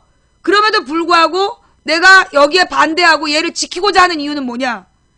얘가 무너지면 다음 애가 무너지고 다음 애가 무너지면 그 다음은 누구야? 나니까. 그거예요. 다른 사람이 저기서 당하고 있는데 내가 등 돌리잖아. 아유, 내 문제 아니야. 아유, 당할만 했어. 그리고 등 돌리지. 잠시 후에 그건 도미노처럼 네 뒤통수를 갈겨. 그래서 우리는 가해자와 피해자 사이에 반드시 피해자 편, 강자와 약자 사이에 반드시 약자 편을 들고, 여러분 내가 뭐라 했어요 어제? 우리의 투쟁은 진보와 보수의 투쟁이 아니다. 우리의 투쟁은 진보와 보수의 투쟁이 아니다. 진짜 국민의 진보 세력과 국민의 보수 세력이 서로 없어지길 바래? 아니야. 우리 국민 다수는 진보와 보수가 다 필요하다고 생각해. 그러면 이 싸움은 진보와 보수의 싸움이 아니다. 뭐의 싸움이다? 상식과 비상식의 싸움이다. 평화 세력과 전쟁 세력의 싸움이다. 그 다음에 민주주의와 독재 세력의 싸움이다. 그리고 경제 민주화 대 재벌 독직의 싸움이다. 이게 우리의 싸움이에요. 이걸 우리는 분명히 해야 돼. 그런데 문재인 대표가 오늘 최고위원회에서 박근혜 대통령의 국정교과서 논리는 너무나 상식적이지 못하다. 비상식이다. 상식으로 돌아오라. 문재인 대표가 그 바쁜 와중에 우리 방송을 본 걸까요? 예, 어쨌거나 이 싸움은 상식과 비상식의 싸움이야. 평화 세력과 전쟁 세력의 싸움이야. 민주 세력과 독재 세력의 싸움이고, 경제 민주화와 재벌 독식 세력의 싸움이에요. 99% 서민과 1% 재벌의 싸움이야. 그래서 우리 국민들이 뭉쳐야 돼요. 쟤네가 국정교과서를 던진 이유는 국민을 분열시키고 국민의 이 사회적인 그 단결을 저해하기 위해서 던진 거야. 많은 사람이 나한테 문자를 보내면서 국정교과서에 매몰돼 있대. 여러분, 제가 국정교과서에 매몰돼 있어요? 왜 맨날 국정교과서 얘기만 하느니? 이 사람들은 누구일까요? 나는 국정교과서라는 이슈를 가지고 경제 문제를 갖고 싸우는 사람이야. 내가 제목으로 계속 뭐라고 달아놨어? 경제 살리랬더니 국정교과서 던지고 야당 욕하냐? 나는 일관되게 지금 10월부터 지금까지 같은 말을 하고 있어. 이거 왜 얘기한 줄 알아? 저놈들이 민생 프레임, 경제 프레임으로 이걸 돌리려고 하거든. 그래서 내가 첫날부터 박근혜 미국 가기 전부터 써붙였잖아. 경제 살리랬더니 국정교과서 던져놓고 미국 갔냐? 경제 살리랬더니 국정교과서 던져놓고 야당 욕이냐? 똥은 니들이 싸고 왜 야당한테 책임 떠넘기냐? 그래서 제가 며칠 전에 그 아주 교묘한 프레시한 그 칼럼, 경제정책의 실패, 경제정책은 박근혜와 새누리당 책임이 아니다. 야당 책임이다. 그거 딱 집어서 읽어줬잖아. 이거 미친 새끼라고. 여러분, 경제정책 실패 책임은 누구의 책임입니까? 경제정책 실패는 누구의 책임이에요? 정부와 여당 책임이에요. 누가 우리나라 경제 이렇게 만들었어? 이명박, 박근혜, 한나라당, 새누리당이 이렇게 만들어놨잖아. 그래놓고 누구처럼 왜 누구한테 시비를 걸어? 왜 야당한테 욕을 해? 문재인이 대통령이야? 문재인한테 책임을 묻고 싶으면 나와. 집 사서 방을 빼. 그리고 문재인한테 앉혀놔. 그럼 문재인은 너희들만큼 망치진 않았을 거야. 문재인이 대통령이 됐다면 니들만큼 망치진 않았을 거야. 그렇게 문재인한테 책임을 묻고 싶으면 방 빼! 미스박! 방 빼!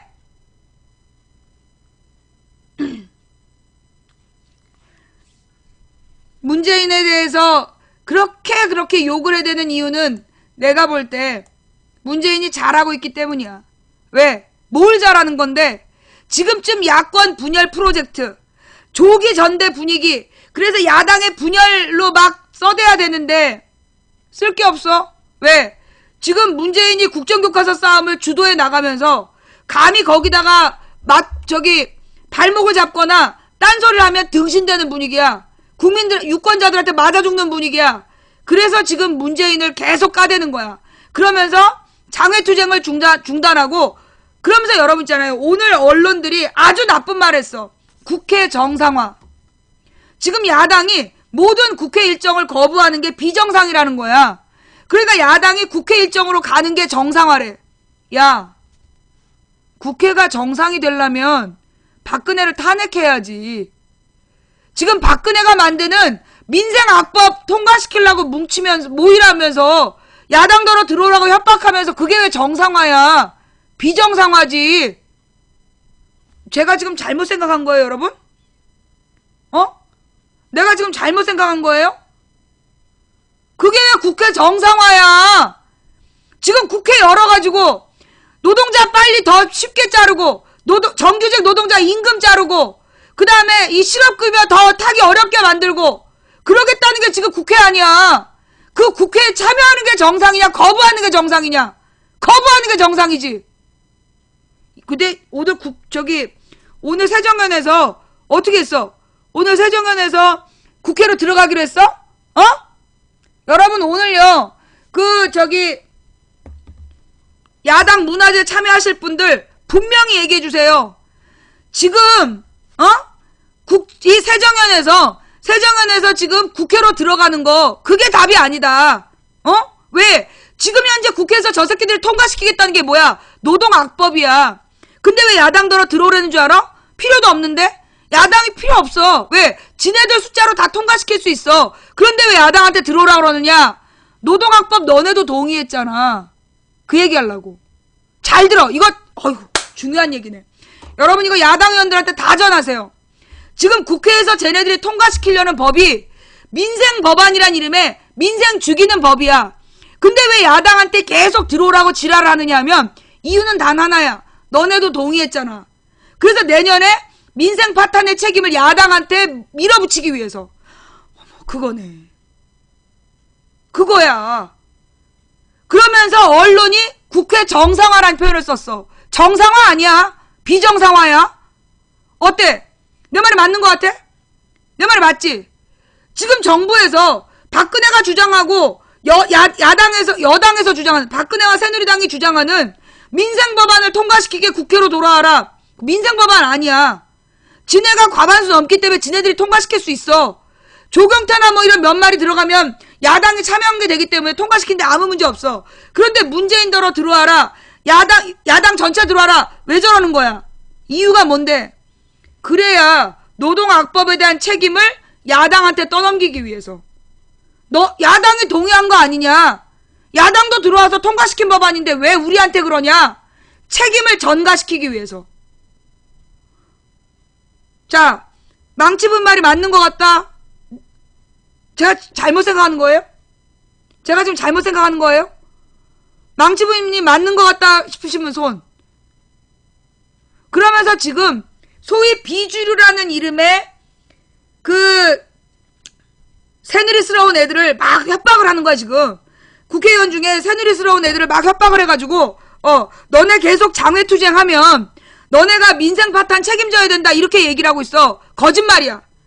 지금 민생 파탄의 책임은 새누리당과 정부가 져야 돼. 그걸 야당에게 책임을 분산시키려고 민생법안이란 이름으로 들어오라는 거야. 지금 야당이 해야 될 일은 뭐야? 전국에 가서 자기 동네에 가서 집회를 하는 거야. 뭐라고? 지금 민생법안이 아니다. 이 정부에서 통과시키려는 건 지금 생방송 중입니다.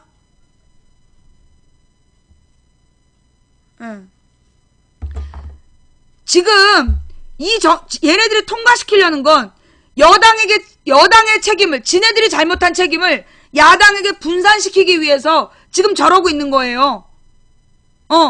그러니까 야당 의원들이 알려야 돼. 현재 정부와 여당이 추진하는 건 민생법안이 아니다. 우리가 왜 국회 바깥으로 나왔느냐? 지금 정부 여당이 추진하는 건 노동악법이다. 민생악법이다. 그래놓고 말로만 민생법안이라고 주장하고 있는 거다. 그러니 국민 여러분이 똑바로 알고 심판해줘야 된다라고 야당 의원들이 외쳐야 될 때야. 자, 제가 지금 사태 파악을 잘 못하고 있는 건가요? 제가 이거 여러분 지역구 의원들한테 문자 보내세요. 지역구 의원들한테 문자를 보내야 지역구 의원들이 지금 지역구 의원들 눈치를 보는 거야. 유권자 눈치를 보는 거야. 이 유권자들이 국회로 돌아가라고 그러는 건지 국회로 돌아가지 말라고 그러는 건지 눈치를 보고 있는 거야. 이럴 때 여러분들이 문자를 보내서 지금 너네들한테 들어오라고 여당이 그러는 건 지금 민생 파탄의 책임을 야당한테 책임 분산시키려는 거다. 절대 들어가지 마라. 그리고 국민들에게 대국민 선전전을 더 널리 해라. 지금요, 그러면서 이 야당 의원들을 뭐라고 또 꼬셨냐 하면, 너네 지금 국회로 들어와야 예산, 쪽지 예산이라도 준다. 그러는 거야. 지금 어차피 야당 의원들 국회에 들어가서 쪽지 예산 매덕 받아봤자 세 발의 피야. 지금 뭐 이상득이는 몇 조 원 가져갔어. 지금 경상북도로 국가예산 어마어마한 수천억이 가고 있어. 그래놓고 야당 의원들한테 너네 들어와서 예산안 통과시켜야 너네 매덕이라도 받아간다. 야당 의원이 거지냐? 거지야? 지금 야당 의원들이 지금 예산안의 문제에 대해서 전면 보이콧해야 돼요. 반대한다고 얘기해야 돼요. 왜 국가의 예산을 특정 지역에 집중적으로 주느냐? 최경환 지역에 왜 몇 조 원씩 주느냐? 그렇게 문제 제기를 해야 돼. 지금 고개 숙이고 들어가서 매덕이라도 따와야지 된다? 그 매덕 따서 누구 코에 붙이려고.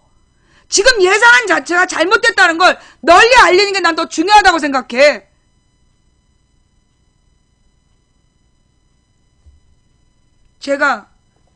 제 생각이 잘못됐나요? 저는 제 생각이 잘못됐을 수도 있다고 생각합니다. 예. 방 안에서 방송하는 아줌마가 알면 얼마나 많이 알겠습니까? 국회의원들의 고민을 100% 다 이해하지도 못합니다.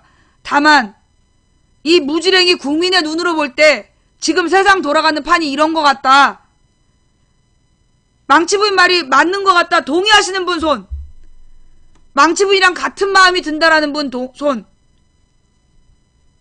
동의하십니까?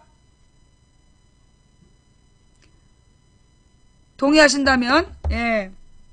동의하신다면 추천 부탁드릴게요. 예. 자, 오늘, 우리 망치부인 방송, 이거 뭐냐. 아까 방송 3,300명까지 보던데, 추천은 2,600? 또 700명 안 했지? 이 망치부인 방송에 대해서 말이에요. 예. 이 추천 안 하고 본 인간들이 꼭 있어. 인생의 가장 중요한 순간에, 알지? 예. 자, 여러분, 제가 지금 지나친 판단하고 있는 건가요? 제가 지금 야당과 여당의 이 판을 잘못 읽은 건가요?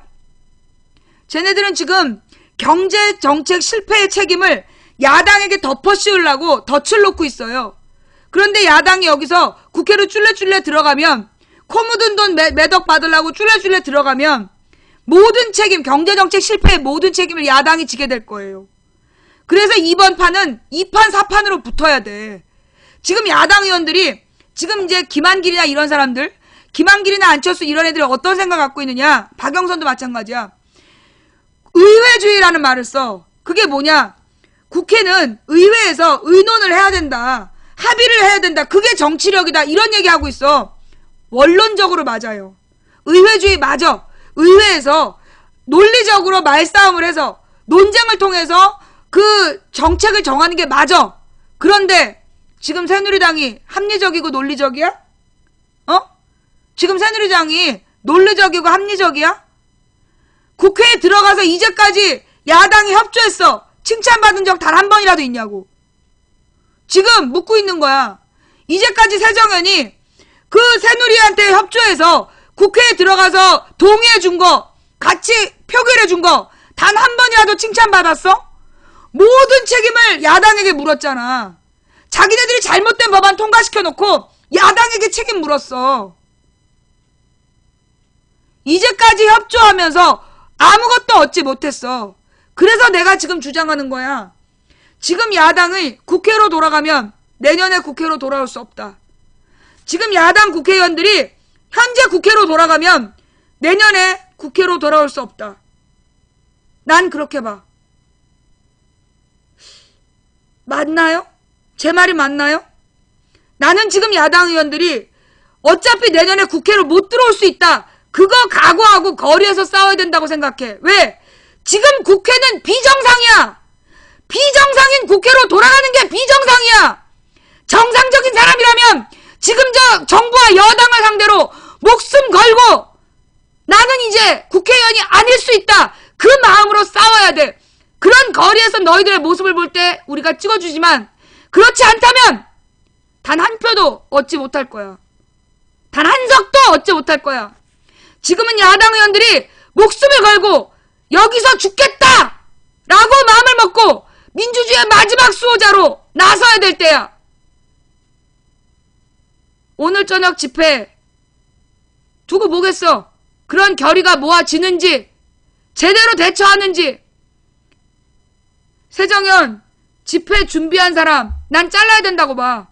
새정연에서 이번에 집회 준비한 당직자 잘라야 된다고 봐. 지난주 화요일도 그렇고 오늘도 그렇고 무슨 평일 6시에 집회를 해. 일반 시민들이 그 시간에 어떻게 모이냐? 난 내가 볼 때 그 당직자가 간첩이야. 새누리 요원이야. 오늘 7시 아니야. 문자 오기 6시 반이라고 나왔어. 어? 7시로 바꿨대? 확실해? 아까 내가 욕한 거 알아들었나? 또 한 번만 그렇게 평일날 6시 때 집회 잡아봐 그냥. 주말에 잡아야지 주말에. 집회 한 번도 안 해봤어? 그거 당직자 거 잘라 그놈 새끼. 뭐하는 새끼야 그거. 누군진 몰라. 누군진 모르는데 새끼 웃긴 것 같아. 이 참여하지 말란 얘기 아니야. 일반 국민들이 퇴근하고 참여하려면 적어도 8시는 돼야 되는데 어디서 6시야 6시는. 억울하면 전화해. 그 다음 여러분께 공식적으로 협조 요청을 보냅니다. 문재인 대표하고 연락되는 분들 꼭 이 말 좀 전해줘. 오바마는 미국 대통령인데 팟캐스트 하는 무슨 4.6평짜리 창고를 방문합디다. 대통령도 아니지만 문재인 대표님 우리 집 한번 놀러 오세요. 그래서 이 문재인 대표의 고민 한번 들어봅시다. 예? 저기 오바마는 미국의 대통령인데도 4.6평짜리 창고에 방문해서 같이 팟캐스트 방송했답디다. 그 문재인 대표님, 계속해서 뭔가 열심히 하고 싶은데 누가 협조 안 하고 좀 안 되면 우리 집 놀러 오세요. 그래서 이게 날마다 이 시간대 되면 3,000명이 모여서 방송하고 있어요. 이 3,000명한테 문재인 대표 가서 하고 싶은 말 있으면 하십시오. 그럼 제가 볼 때 하루아침에 삽시간에 퍼집니다. 예. 요거 문 대표님 측근한테 좀 얘기 좀 해봐. 근데 문 대표 측근들이 나 안 좋아하는 것 같아? 내 이제까지는 문 대표하고 방송할 마음이 없었는데 하도 문 대표를 씹어댄다고. 나는 원래 문 대표 잘 나갈 땐 별로 얘기하고 싶지 않아. 근데 이번에 문 대표가 하도 씹힌다고. 그래서 내가 문재인 대표 한번 보고 싶어서 야당 대표가 그 동네 아줌마가 거실에서 방송하는데 한번 딱 찾아와 줘봐. 얼마나 멋있겠어. 뭐 시간이 안 맞으면 뭐 늦게 방송하자 그러면 내가 늦게 맞출게요. 예, 우리 동네 사람들도 다 이해할 거예요. 예, 문 대표님 놀러 오세요. 자, 여기까지. 방송 어떠셨어요? 볼만 하셨나요? 예. 어떻게 추진 좀 해봐. 문 대표님더러 예, 우리 방송에 좀 놀러 오시라고 추진 좀 해봐. 바쁘신 일 좀 끝나면. 예.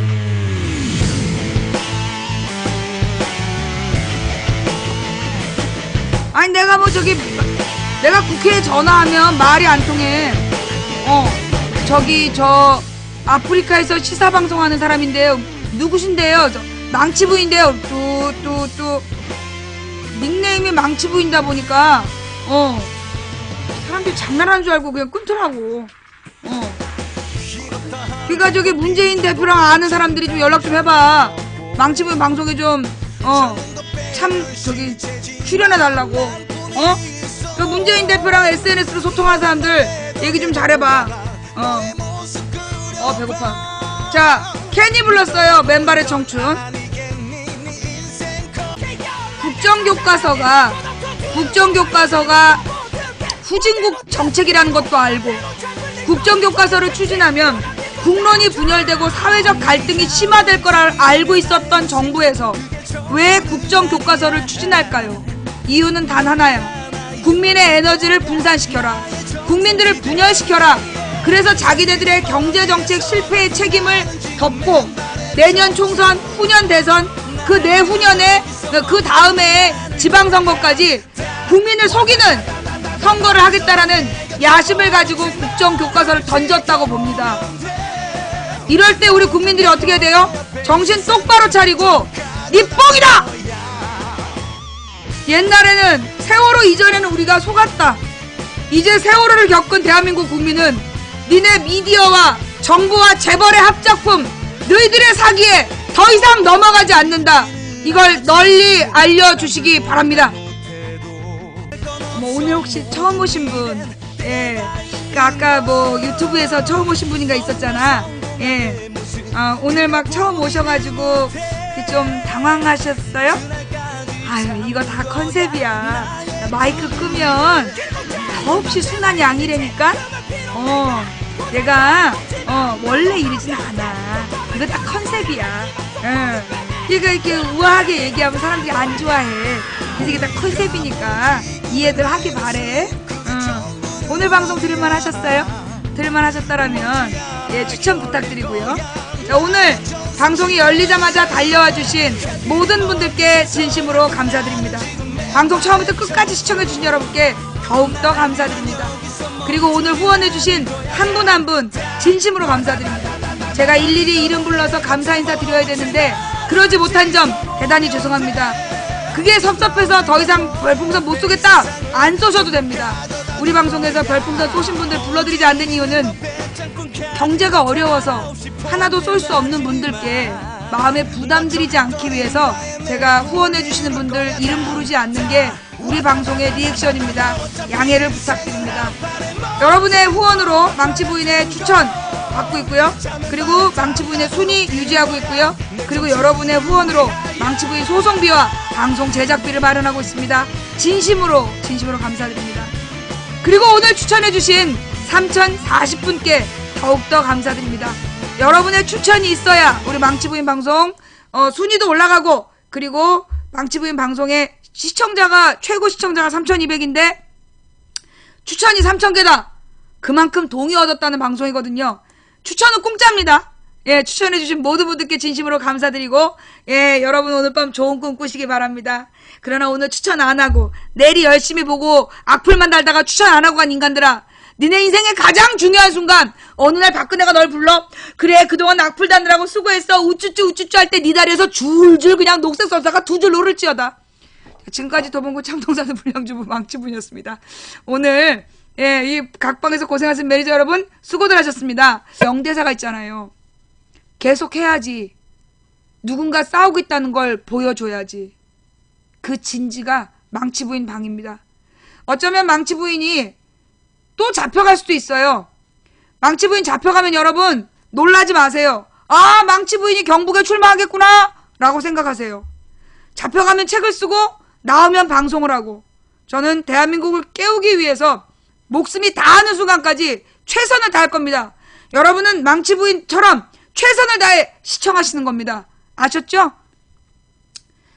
상식이 통한 합리적인 민주사회에 가난해도 행복한 서민이고 싶다는 꿈을 꿨습니다. 말 같지도 않은 꿈이라고 남들이 비웃었지만 저의 꿈을 한 사람 두 사람 동의하기 시작했습니다. 한 사람이 꾸는 꿈은 꿈일 뿐이지만 100인이 꾸고 만인이 꾸면 현실이 된다. 된다고 믿든 안 된다고 믿든 당신의 믿음대로 될 것이다. 우리가 가는 길은 갈 만한 길이라서 가는 것이 아니라 가야 할 길이라서 간다. 그런데 누군가 간절히 소망하면 온 우주가 그의 소망을 위해 움직이기 시작한다. 길이 보이지 않는다면 제대로 온 거다. 빛이 보이지 않는다면 제대로 온 거다. 이제 우리가 길을 만들 차례다. 이제 우리가 빛이 될 차례다. 이제 진짜 우리의 시간이 된 거다. 망치부인이었습니다. 다음 방송은 일요일 저녁 8시 돌아오겠습니다. 망치부인이었습니다. 감사합니다.